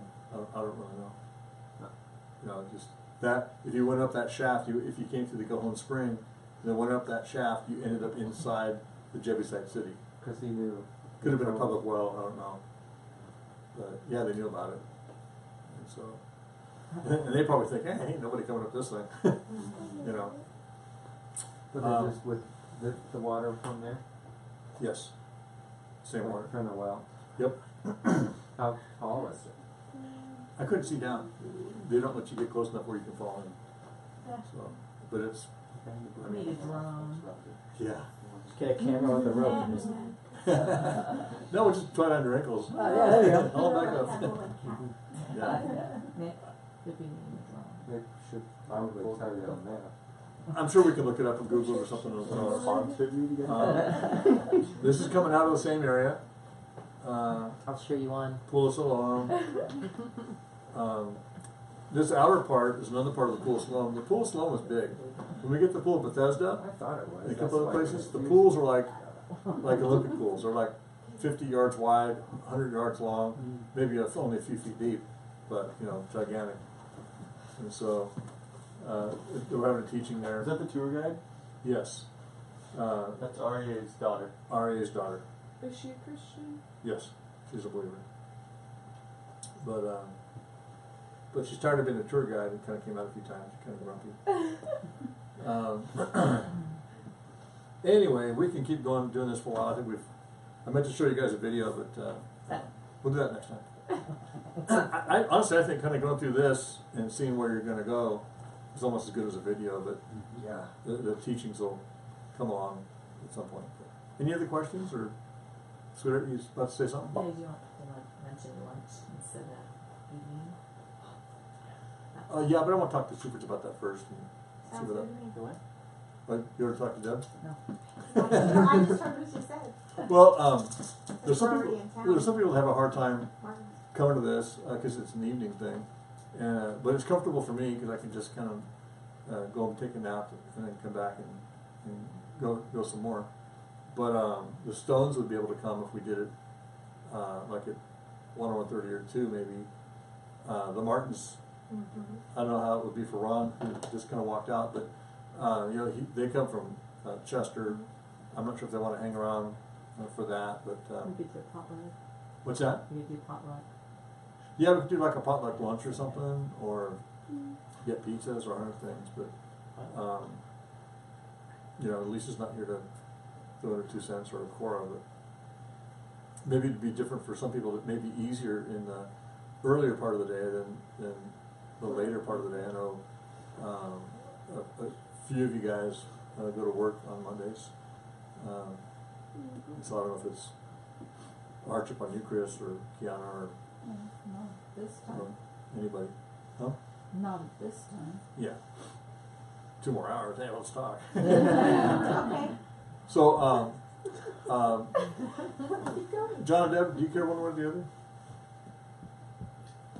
Evening study or after church, like at 1 o'clock? No. Whichever everybody votes on. Okay, so who wants to do it? Keep it the way it is and make it start at 6. Well, we don't have to do it every time, just, here and there. Or who wants to do it early for lunch? What's that one? My schedule's everywhere. So Let me ask you, Ron. What you missed was the discussion was maybe doing this as a lunch thing, like after the second service. So it, it's not an evening, because there's some people that can't come because it's an evening thing. But we know you guys are driving down from Chester, so Yeah, Todd and Sheila generally. and you got Todd and Sheila with you and stuff. But the idea was maybe we could do it at 1 o'clock and do like a lunch potluck thing, and then do all the stuff we're doing, or keep it the same. And when I asked who wants to keep it the same, nobody raised their hand. And when I asked who wants to do it at lunchtime, 5 people raised their hand. I do So, both. I'm just asking you what you prefer, or would it be better, easier for you and Diane, or harder, or I don't know. Well, I don't know what's easy for Diane. She just hasn't been here twice. And 2 votes will outweigh 5 anyway. We don't care either way, just. I mean, I'm just asking your opinion. Would it be harder for you or easier for you, or? How much do you have to offer for me to vote your way? You know, I got to show up either way. So, How much food is there? We can even rotate it too, yeah, we could Yeah, alternate or whatever. Evening, lunch. especially for communion coming up in the evening, January, Yeah, the first. Sunday. We're gonna have them from now on until read. Well, we'll stop for. We'll look at the calendar. Or next week your dog's here. Next week is the 16th, Mm-hmm. and then probably not do the 23rd, just as the day before Christmas Eve, and I mean we're like super busy anyway, and add all that into it. So let's do this. Next week on the 16th, command decision. We're going to meet for lunch. We'll do it one time, see how it works out. If you like it better, we'll keep doing it. If you don't like it, we can flip-flop back and forth, or we can just go back. But let's just plan on the 16th. My dad. You wanna do like pizza and salad? We can make big salads, different kinds of salads. Yeah. I'm just thinking the 16th, we've got family visiting. I was bringing it. And bring them. Bring it. Graham hasn't been to Israel, right? Well, they can either come here or they can go visit Eileen and call it good. Okay, so next week, the 16th. We're not the only show in town. So next week on the 16th, we're going to meet here after the second service. The church will order some pizzas and we'll have some salad with no dressing on it. And we'll figure out a salad. But anyway, does that work for everybody? Yeah. What time? Let's start at 1. We'll try and start at 1 o'clock. You guys can all pretty much leave church. I kind of got to hang out a little bit, and depending on when how long I go on a second service, that kind of thing. So you may gather and start eating before I get here, and I'll catch up to you. So what do you want us to bring then? Everybody bring a different salad and. Yeah. Well, the church will order some pizzas. Okay. For those that want to eat something besides salad. Kiana's bringing dessert, right? What's that? Kiana's bringing dessert. Kiana will bring dessert. You good at that? Oh yeah. What does one have to do with anything? If I ate what I wanted, I wouldn't be going to Israel. That's true. Boston Tea Party anniversary that day. Significant. But I don't think we all need to bring salads because that'd be an awful lot of salad. Yeah. You can do a noodle salad. Or Noodle. fruit salad. Noodle. Or a meat So you don't salad. have to worry about salads. A what? Salad. Well, nobody wants to say That's pizza. called I'm the just tri-tip. trying to think of It's called a tri-tip. Meat salad. So, either bring a salad or a dessert. So we're not having too much of one thing. And then, like, this group, the church will get like maybe 5 pizzas or 6 pizzas or something like that. And we'll get a couple that pretty much everybody can eat. One kind or another. We'll get a veggie one with no tomato sauce and Do you want to no keep the meat, Facebook nothing page? good. And Yes. Keep What's it that? going. There were complaints last week. Oh. what? Keeping the Facebook going right now. Yeah, because I think Shelley Stone's watching Shelley right now. watched last week. And maybe the folks from up in Utah. or Idaho. Just screaming and nothing was Anyway, Shelley and Jeff, we love you guys. That's why the Facebook's on. And that's why we're moving it to lunchtime, so you can come with us. Yay. So you better come. Just look in the camera and say it. I did. Anybody else have any questions or thoughts or anything we can? So you're gonna put the map out and point to Hezekiah's tunnel and stuff right now? Yeah, I'll do that. We'll turn the lights back on. A couple of these different maps kind of show that. And what I'm going to do is I'm going to take pictures of these maps because I don't have pictures of them currently. And then I can put them up on the screen next week.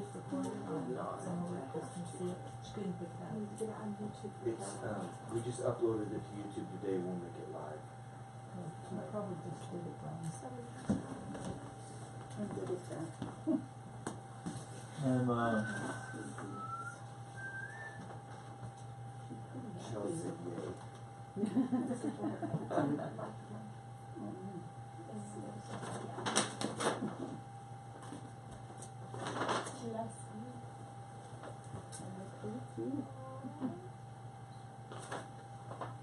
I've looked at so many different maps. I got to figure out. No. Okay. What you can't. This map doesn't show it as good. I'll. Right here is the Temple Mount. Mount of Olives is over here, and this is the old city. Sorry, guys, you got the best view. Near the camera, so she can Yeah, see. yeah. I'm just trying to, so they're not looking at my butt. Anyway, then down here is the old city of David. Down here is the old city of David, and right here is the spring of Gihon. And then there's a line that takes you off the chart here. And then over here somewhere is the Pool of Siloam. I'm going to find another map that shows the same thing, but I'll just kind of pass this around. We'll start from this side, and you can see it's right over there. And that's probably Shelley coming in. I don't see that. Shelley says they'll be able to make it. All right. I've got a couple maps of. I'm gonna text Cora. Yeah. Tell her next week will be a potluck and 1 o'clock here. Through there, Z Square, the Brown Grandpa's.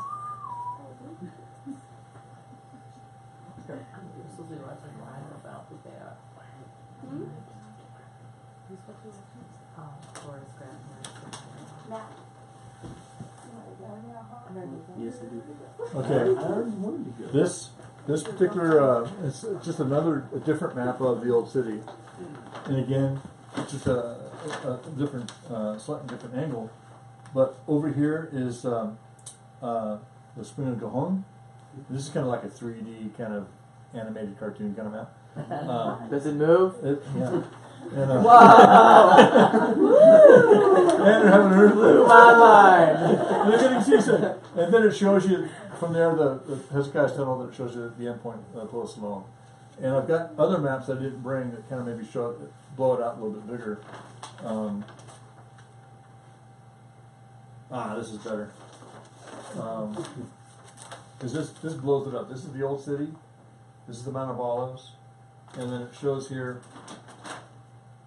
the Gihon Spring. Then it shows you a little blue line that kind of goes back and forth, ends up in the Pool of Siloam. And so you'll be able to see that maybe a little more clearly on this map than you would have on the others. I'll just kind of fold that in half so you can kind of. One of my favorite things to do, honestly, is I love to look at maps. And The other map that I showed you last week, the bigger one, of the whole nation of Israel. On that map, and it cost about $20. And I just found I got a brand new one, but I found another fold-up one of the same thing, just a smaller version of the same thing. You can actually find every single place we're going on that map. You know, Jerusalem's kind of, you know, it's a dot in the middle, but all the other locations we're going to go to, you'll be able to look at that, and you'll see the modern highways and how we're going to get there and everything. And so, what you can do once you take your tour brochure, and day by day it tells you, you know, all the sites we're going to hit.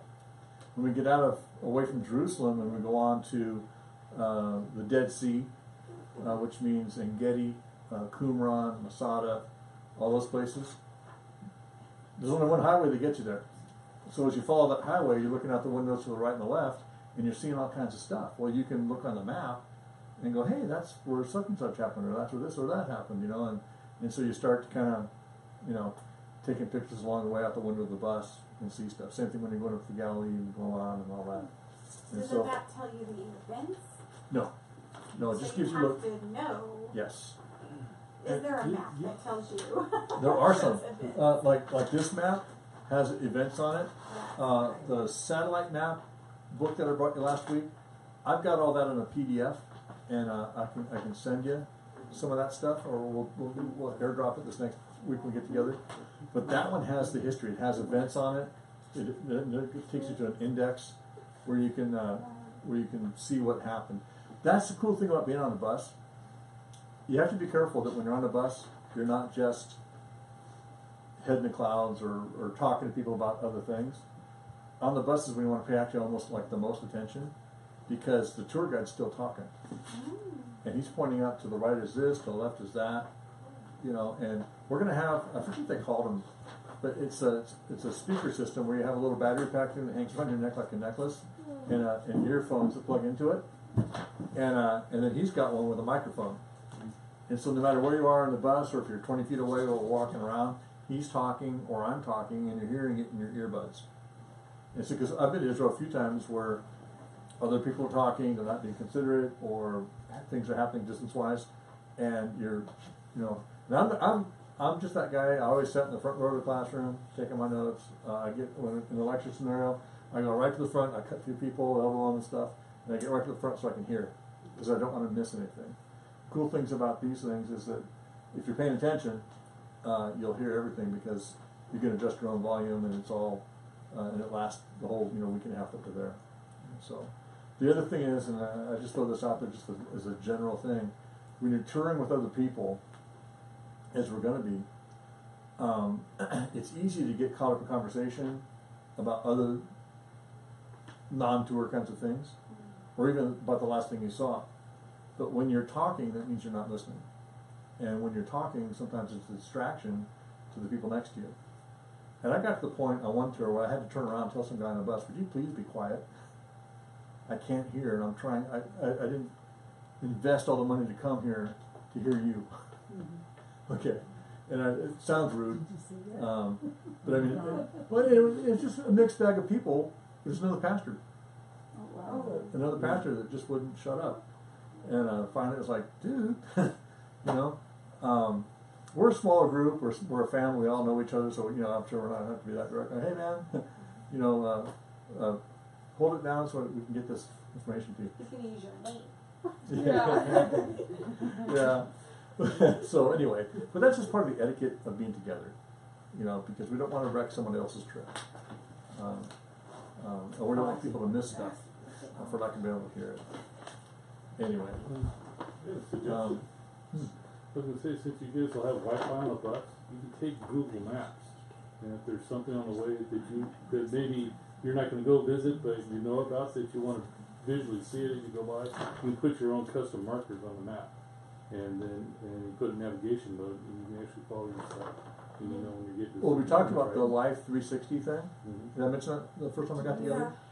I really am going to encourage everyone to get that, even if it's temporary for the trip, so that we can track each other. But the cool thing is when you get home, it's got a history on your phone, and you can see where you've been and that kind of stuff. And so it'll track how fast you're driving on Highway 1, going to Masada, you know, that kind of stuff. Once we got in a position, I started like, oh, we're this way. Oh, ran that in front of everyone. I was like, I've never got up there. We can, and depending on what you guys want to do, like I didn't realize as an example that I had 2 of these Jerusalem maps that are going around. We can get more of these, or you can get your own if you want. I bought this one in Masada for 21 new Israeli shekels, NIS. I'm not sure where I got the other one, but we can get more if you guys want to kind of study up on geography. I'm trying to find, honestly, what I would refer to as like the perfect map of Jerusalem. I haven't found it yet. I want something that lays it out a little more clearly than some of these do. That's why I'm getting ready to draw my own up on a sheet or something, just because when you're up on the Mount of Olives, or later on around Scopus, or Artillery Hill, or in the Kidron Valley, it's nice to be able to just stop real quick, orient ourselves. Okay, the Dome of the Rock is over here, the Jewish synagogue is over there, you know, here we are. Then we'll go, you know, half an hour later we'll break it out again. Okay, we're here now, but we're looking the other direction. Here's how we orient stuff. And hopefully you guys will know geography of Jerusalem pretty well, and geography of the country fairly well when we get done with the tour. So the itinerary we have, I was looking at it. Mm-hmm. I don't know where those things are at, and then I was looking at Chuck Smith's, location. Yeah. On location, and so like Joppa, I don't know like events that took place in all the different cities. Right. So if there's some kind of map that says the city and the event, No. that would be so helpful. It would be, and I've got. It's a notebook that you can. I do have one. I've got 2 sources for that, and I'll bring it back. But one of them is a satellite map that goes chronologically through the history of Israel, and on these different, every page of the map shows you these different things, and it's got notations for what's happened. And it's not just biblical history, but it's just even Jewish secular history. But like this map that we've kind of looked at before, and I bring this with me on every tour, and I refer to it. But eventually, Just use that one. and eventually, what we'll do is we know that we're going to spend most of our time here in Jerusalem. So the first almost week, half our tour, give or take, maybe a third of our tour for sure, is all in this area, because it's all around Jerusalem, Mount of Olives, Mount Scopus, and Mount Zion, all these different places, the museums we're going to go to, and the things that we're going to see. And the old city is just one portion of Jerusalem, whereas Jerusalem as a whole, we're going to go to Yad Vashem, to the Holocaust Museum. We're going to go to the National Israeli Museum, where they have the model of the old city and all these different things. And so we're going to spend a lot of our time right here. Are we going to be able to see the Red Sea? Go anywhere to see? No, you won't see the Red Sea. But you're going to see Joppa here on the map. It's by Tel Aviv. And so we're not going there, but I mean, this is when you study this is where you end up becoming more and more familiar with it.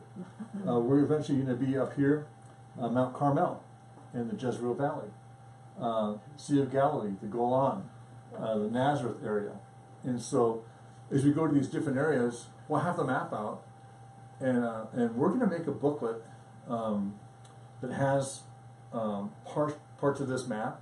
So my goal is to develop this booklet, a tour book, that has the itinerary. And then day one, you're going to go to these places, and it'll have a map of the old city, and you'll be able to draw on your map and take notes and stuff.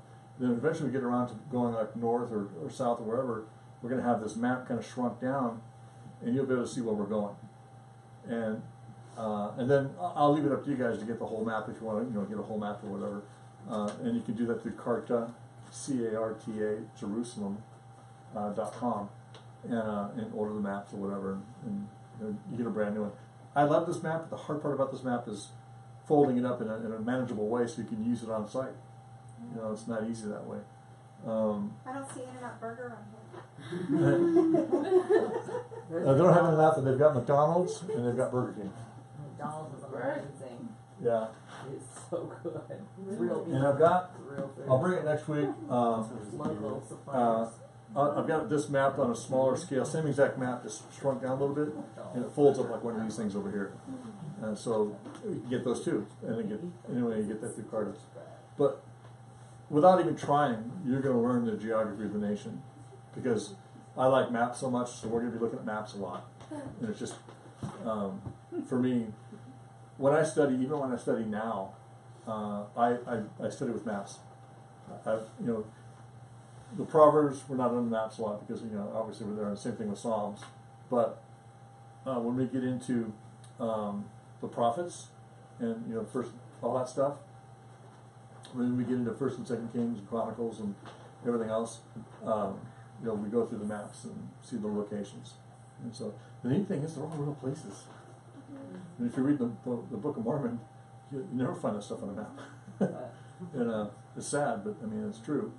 But go through the Bible, it's all archaeologically there. And you find it. And so, anyway, any questions, Chris? What kind of money do you have to bring with you? Lots. What are we gonna? What are we gonna be buying? What will we need to? The last time I went, and because it was my 4th time, I don't buy a lot of stuff. But I took $250, and I came back with $50. But I did buy Grace a Christmas present. It was pretty expensive, and I had it shipped home. And I bought a couple of scarves and a couple little knick-knacky kinds of things, souvenirs for each of my kids. And now and then I'll buy a book. But what I found is almost all the books you can buy there, you can buy online. So instead of buying it there and shipping it and all that kind of stuff, or luggage, because to answer your question, the first time you go, you got to just kind of determine your own budget. I'm not into the jewelry, but every tour there's someone that will come on the bus at some point and say, hey, do you want to buy a ring, a custom-made ring with a Jewish inscription on it or different things, or a necklace or a pendant. And I'm not into any of that, so none of that's tempting for me. So we don't do it. So I don't bring a lot of money. And then you can use your credit card and your ATM. It's fine. Your credit card and your ATM will work everywhere with most of the vendors. A lot of street vendors, for $1 or $2, you can buy an orange or a bottle of water, or you can buy bookmarkers or candles or all the Catholic paraphernalia that coming out your ears. But they sell little necklaces, like one's a map of Israel that you can do stuff to it and it changes into something, or Star of David, it changes into different things. Again, I'm not into that kind of stuff, so it's just like, That wasn't exactly what I meant.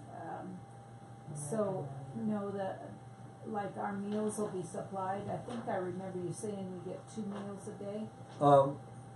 Almost all your meals are paid for already. You'll have breakfast at the hotel, you have dinner at the hotel most of the time. We'll have 2 or 3 other dinners away from the hotel, but those are paid for. You have almost all your lunches are paid for, except maybe like for 2 or 3 or I think 3 or 4 of them. And then we're only going to have the cultural experience of getting shawarma or walking around. And so having the meals on those days, kind of like here, fast food meals, about $15, depending on what you get. For Grace it's $6. For me it's $15. But you get a falafel and what they call French fries, and a shawarma and a Coke, and they have like Coke, Snapple, Minute Maid, everything. I mean, it's all brand name stuff you'll recognize. Where's our hotel that we're staying in?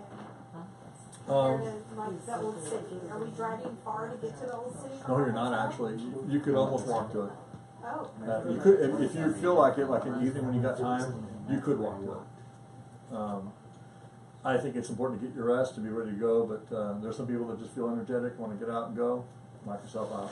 Go where? Walk around at night, like when you get back. And we're not that far away from the old city, from Joppa Street, from Ben Yehuda Street. That's where all the markets and stuff are. So yeah, bring a couple $100 cash, and then have your ATM card or whatever. You're fine. And I'm taking my kids and grandkids, so I'll probably bring a little more cash, and I'm probably just going to give them some cash. Don't ask me anymore. Here you go. You know, you're on your own budget.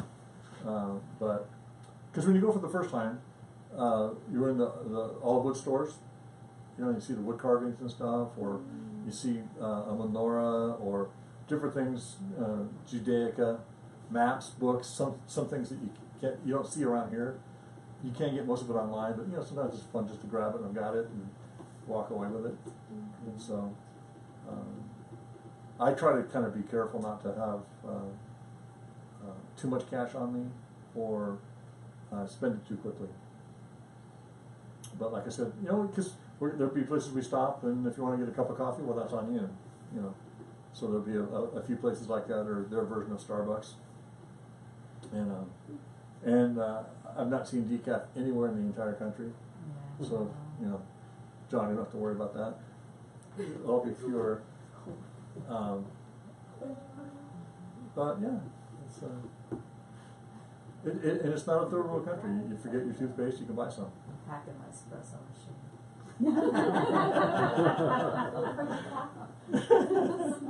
Yeah, really. Well, that's what I did tell the kids. We're all given a 50-pound weight limit on luggage, and I think you need to come in under that going because you may be over that coming back, or pack a like a little duffel bag in your suitcase that you can bring as an extra carry-on or something, an empty one. You can bring some stuff back with, but. Do you pretty much have the same hotel the entire time? No, you spend the first 4 or 5 days in Jerusalem at one hotel, and then we'll pack up our stuff, and then that morning our suitcases will go back on the bus, and then we'll make the trip to Qumran or En-Gedi, I forget where, one of those places down by the Dead Sea, and then eventually towards the end of the day, we'll check into our hotel. And then your suitcase comes off. We'll spend just one night at that hotel, and we'll pack up again in the morning, take off on the bus. But then we either hit Qumran or En-Gedi, one of those things on the way back. It's just it flip flops. But and then from there, after we hit the touring spots, Masada, that's what it is. We'll leave Masada, and then it's like an hour and a half, 2-hour drive on the bus going north towards Galilee, and we'll stay in Tiberias, and so then we'll be in the same hotel there. For the next 3 or 4 days, and then the last day when we pack up to go to Caesarea, pack up your bags. We're back on the bus. Do a whole day of touring. We end up at a dinner at Caesarea, which is like a beach town, and there's ruins of the aqueducts in the old city. It's just like it's amazing, and it's right on the Mediterranean. And so we'll have dinner there. And then it's the evening, so we're geared towards going to bed. We'll travel from there to Tel Aviv, to the airport, go through security, customs, a bunch of stuff, and it takes a while. And honestly, the hardest part was everyone shifting their luggage around because they got scales there. You go, I got 80 pounds, and so people are trying to fish their stuff around and spread out the weight. And then eventually get on the plane, and by that time you've been going so much and so hard, you're kind of, if you don't sleep on a plane, that's probably when you do, because you're tired. Yeah. But then it's Tel Aviv to Frankfurt. I'm not sure if we switch planes. I think we probably do. And then Frankfurt straight back to Frisco. Do you know how long our layover is in Germany? I do not. I'll find more of that out probably this next week. It's not. I don't know. I'm not the kind of guy. I mean, if it's an 8-hour layover, then let's go to Wienerschnitzel somewhere. But if it's, I'm the kind of guy though that I'm a little more like, I'd rather wait for my plane and make sure I get my plane and stuff. Usually there's enough places to wander around in the airport, but I've never been to Germany before. I hear they're weird too. I just want to make sure I get my steps. Well, what happens is, I don't know if we have to go through customs in Germany. I kind of doubt it. Wait, do we stop in Germany? So when you go through customs is when you get the stamp.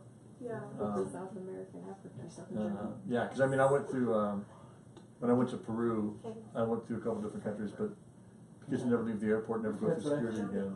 During security, you may or may not but I bet you there's a way you can do it though. Yeah, I know. You're like, I want my stamp. I know, you want to get as many stamps as you can. Yes, ma'am. Do we have to get shots before we go? Not particularly, because it's not like you go into a third world country like Africa or whatever. If you'd gone back in the 60s, you would have had to because of malaria and that kind of thing. But no, it's a first world country in every respect. The water's good. I never hesitated to drink the water anywhere. All the food's good. Be adventures. What's that? Be adventures. Yeah. It's one of the trips where I didn't gain weight, but I maintained the same weight. You know, sometimes you go places and it's like you just don't want to eat, or you don't want to go to the bathroom, and so you don't eat for 5 days now. No, it's you'll love it, and the food is out of this world, and there's a variety of food. And look at the hotels; they're beautiful. Mm-hmm. Yeah, you'll be very. It's like a 5-star. They're 4. Or 4 stars, but I mean it's nice. It's really nice. And when you see the buffets, when you walk in and see a sea of food like you're going to see, and they make it look pretty. And so Oh, you I was said raising you my had, hand, sorry. you said you had a picture of the food. that's right. I've got a couple pictures of the food. I forgot that I did. I got pictures on my computer, and I got pictures on here. And I did look up this one. The real question is how fast can I find it?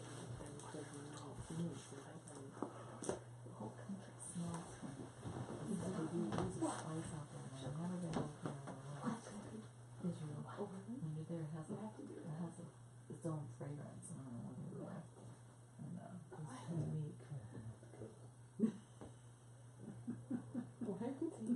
Like North Dakota? Yeah, good. It has a certain smell when you're there. No matter where you go. If you don't mind, I'll leave you. Usually this.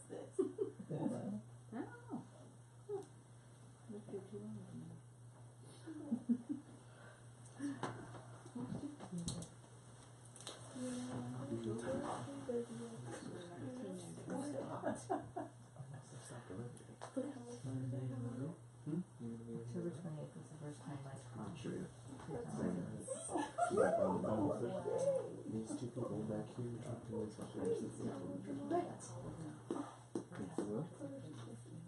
well, more than likely. Did she ever get attention?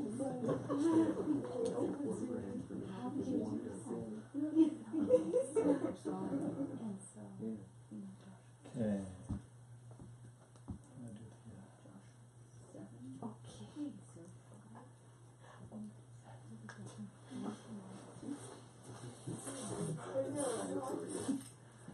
On your videos, isn't it? I've got it. I found it. What I'm trying to do is get it through the ear, not the eardrop, but the. Your laptop will have to stop first. Okay. Probably like if you kicked one off.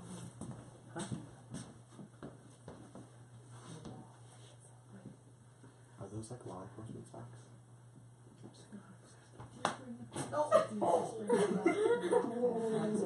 His feet are super tickly. No, they're not. I mean, it took him for a long time. Looked like slapped a scratch that I had to. No reaction to That was skin. That was just a slap, dude. That.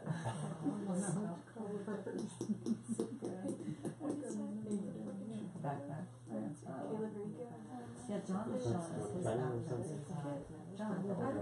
Okay, this is I'll show you.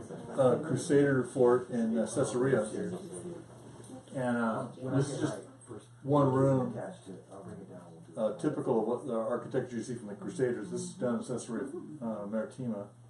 This is me by the aqueducts. That's not the food. And that's a couple pastors and me. And I'm actually the skinniest one there. But that's where we're going to have dinner. Where is that? In Caesarea Maritima. Oh, okay. And Ooh. It'd be cool to do a concert there. this is the Colosseum where they found the Pilate stone. Oh. I got lots of videos and stuff, but Now there's a place, isn't it there that you could actually go and Mojito. catch a beat in the Mediterranean? Oh yeah. Is it there? Yeah. Yeah. Right. It's gonna be Yeah. submerged Just so you in can- blood. And Maybe everything. there's an air base over there. This is the top of Mount Carmel, Oh, wow. and I got a panoramic shot, but I don't know how to Is it 3 do it on feet here. in blood? But that's the Valley of Mojito. Moving back and forth. Yeah. It's higher than that. Yeah. That's a picture of Elijah. And see the guy underneath him? Dead prophet of all. Alright, got him. Are we going to food? We are. Are you hungry? I think I am. He's like, I'm on I'm gonna order from what? Yeah, They deliver past You 8:30. better do it now. I'm gonna see this food first and then I'm gonna order. That's a baptismal. I don't know. Is anybody going to get baptized in Israel? Could I just get this Can we place get beat up? rebaptized? What's that? Because it's Israel? Yeah. It depends on how hot it is. People do. They want to get baptized in the Jordan or whatever, and so they do that. But Smells like if you don't want to get baptized, I just avoid this place. What do frogs smell Wait, like? didn't Calvary Chapel build that place? How do you They smell did. frogs? Like algae. This is That's weird. this is How do you smell frog legs? another Caesarea. What's that tunnel that back there? That is called Hell's Grotto, I was and that's where they worship Pan. There's you see it in this picture, maybe some other ones, but they've got these little niches carved out. I just thought that was funny that hostess like Cupcakes? toilet paper. They're for the other Wine press, yeah. This is the Sea of Galilee. This is the deck of the hotel you'd be staying in. What it looks like, and I sit out there and just watch all the boats and stuff. Pretty cool to have a wedding there. Yeah, so that is right there. What? There's your Bible. Oh, we So should. Mike, when you're at Galilee, are you guys gonna go out on the boat at all? Yes. Yeah. Are you? Yeah, we'll go out in the boat. Rice? We'll have dinner on by the lake's edge, or lunch actually, and then we'll go from there out on the boat and Make their fish cruise the balls. lake a little bit. Are those dates or? What is that, Michael? I don't remember. Those things on the right, and those are really good. They're like meatballs, but they're made out of lamb. What part of the lamb? The real salad. Rice, and then they had Chinese food because there's a huge Chinese contingent there from China, from Taiwan, and real pushy. But anyway, then there's my bike. That tricycle. That's a Jesus Boat Museum. That's a boat they excavated out of the mud. When the drought got so bad and the lake receded, they found this boat buried in the mud. You know, That was the boat Jesus was in, right? The one. that's the one. Yeah. Very one. You can tell because it's got that little glowy thing right. And there's a Catholic church over there. There's another. I'm trying to find. I got another picture of. That's the boat you kind of go out on, or one of them. And what's that right there? Seagulls. Sea of Galilee. Yes. Sea of Galilee. And see the cliffs behind the area behind. We're gonna be up on top of that, looking down the other way. It's I guess the cliffs of Arbel. I've got some really good, a lot of pictures of that when you get there, and you're gonna like this. But anyway, this is the St. Peter's lunch. Whoa, And so they give you an option of St. Peter's fish, and hummus, and fries, and Man, that's all like kinds of veggies and stuff. it's like a home style looking fish right there. Yeah. That thing is. And The or whole chicken. package. And Chicken Yeah. and fries. I like some kinds of fish, but there's certain kinds of fish I don't like. And I just look at it and go, yeah, nah. Is that fish caught out of Fish Galilee? that swim and I fish don't that know. are on the Yeah. fish. I don't eat tilapia, but the fish that you eat here is caught out of the Sea Galilee. Was it? So that's kind of cool. You kids, they all collect Was the all chicken that. caught from the sea too? What's that? Was the chicken caught from the sea too? Chicken in the sea, just like here in California. But that's what the table looks like when you lay down. That's they bring out kind of a family style dinner and stuff. Whoa. And I'd be down for that. you don't go away hungry.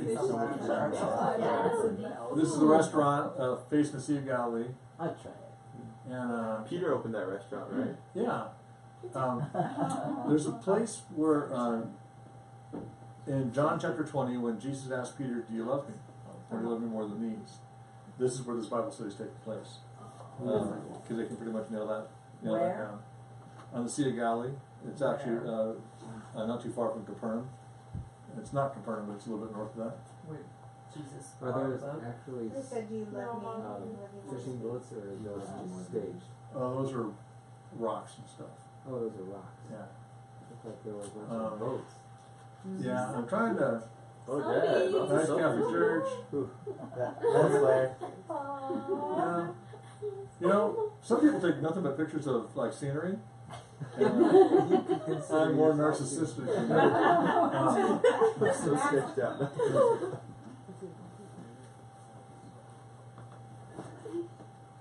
Oh, that's nice. Pretty nice. I'm gonna walk through in a minute and take another video of the food because everyone's asking about what kind of food we're gonna have. But you can see it's a really nice place. It's you can't see it right now because it's dark, but it's right on the Sea of Galilee, and the sunrise in the mornings is beautiful. I'm gonna try and catch that. But you guys are gonna like this. It's gonna be cool. Someone's having fun. Wait, where's the food? Wait, you said you were gonna do Oh, I see. Important stuff. Well, see, you got fruit on the right, and you got the other food drinks over there on the left. But No, those are back and forth. I know that's in Getty. You're not allowed to swim in that anymore, right? Right. Well, I guess you weren't allowed to swim in it to begin with, but we did. Is it like a suggestion or like a rule? No, there's Well, a rope thing Stand right in there. guarding it. See that rope thingy? Yeah.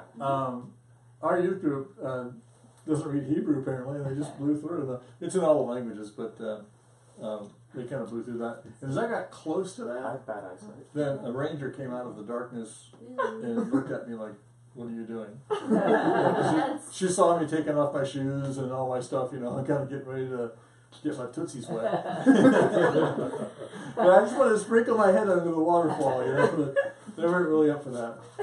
And so that's on top of Masada. No, I am working my way. I think I've got pictures of food somewhere. I think we all need to eat. That's from the hotels. That's looking at the Dead Sea from a balcony.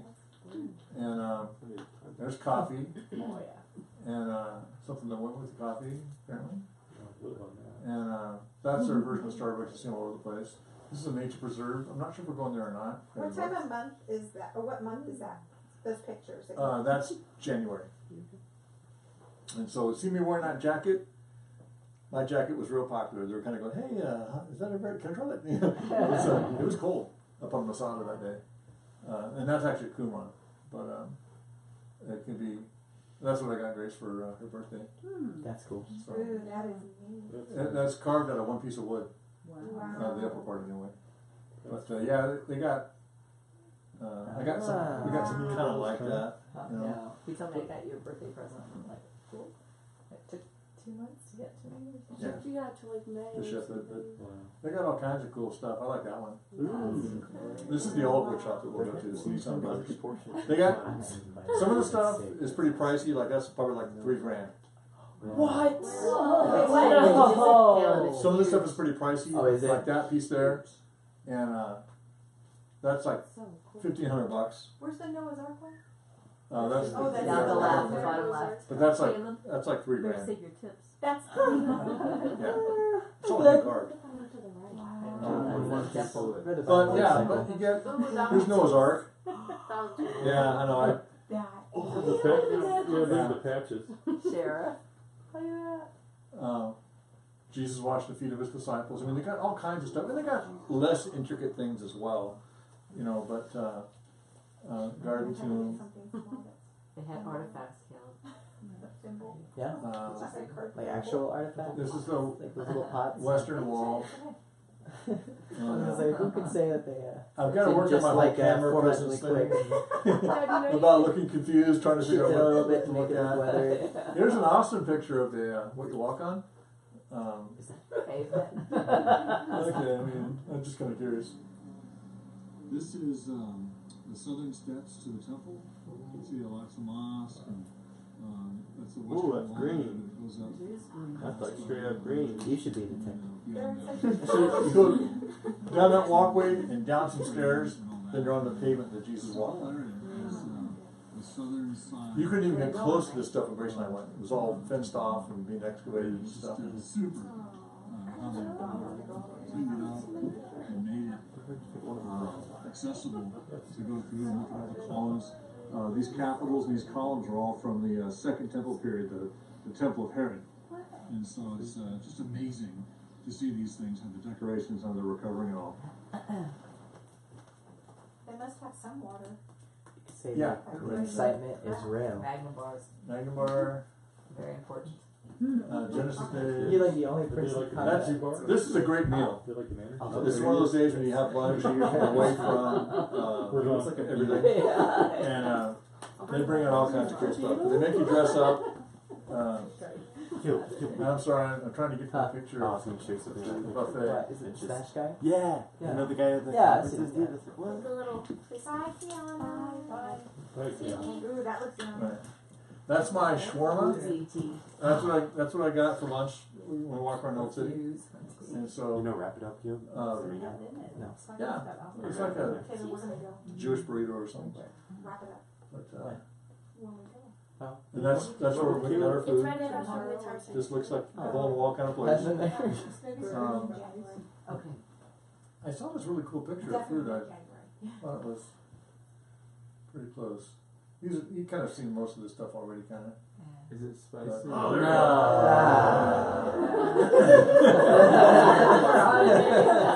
Like what's the focus? Look at that woman behind there. Look at the smile on her face. Make it action. Push on the picture. Yeah, if you just Does it click look on it, it's like PB&J's? hold it in a weird Hold the iPhone picture thing. down. They look like PB&J's without the Yeah. crusts. Oh yeah. And giant sticks of beef jerky. Oh. Is that chocolate? It's chocolate covered something. That's like a Yeah. bowl holding more chocolate in it. That's a lot of dessert. Yeah. That's- Oh, is that when good old Donnie wrote us a letter? yeah, that's what I was teasing Luke about. Did you get your Christmas card from President Trump? Oh, you didn't? Did you actually sign it? Anyway, you don't go hungry. And if you honestly, if you didn't want to buy lunch during the day when you know we're going to buy lunch, at breakfast you can pack up a Ziploc bag. You're full of all kinds of stuff and just take it with you. Oh, that's Yeah. breakfast? Yeah. What? I know, That's dinner. That's Oh dinner. wow. Oh. But the breakfast, well, they have, I'll eat that for all dinner. the cakes and pastries, all this stuff out. I mean, you know, honestly, you got to exercise some self-control. Yeah. Yeah. You have to have self-control, you said? You have to exercise self-control because there's so much stuff. You know, Just little bites. Or not. Hey, we're not going all the way over to Israel to have self-control. true. That's what you say. Or you can But- buy when you But throwing up on someone's porch. Auto buy. It's still frowned on. Yeah. They make you clean it up. You have to try everything. That's what seagulls are for. Oh, It's more. I was so old, just the thought. Roman Chicken style. butcher. Yeah. wow. Anyway, Father God, thank you for the evening together, Lord. Thank you for just the prospect of going to Israel. Thank you, Lord, for your provision and your faithfulness and your goodness. And thank you, Lord, for your word. That this is just another way to study your Bible and to become more familiar with your word, Lord, and your fulfilled promises to the nation of Israel. And it all just points to you. And we worship you, and we thank you and praise you. In Jesus' name, amen. All right, well, I'm really hungry. all right. Wow. Thanks, Mike. Praise the Lord. That's the art of Oh, this is a lot of fun. We did it again. No.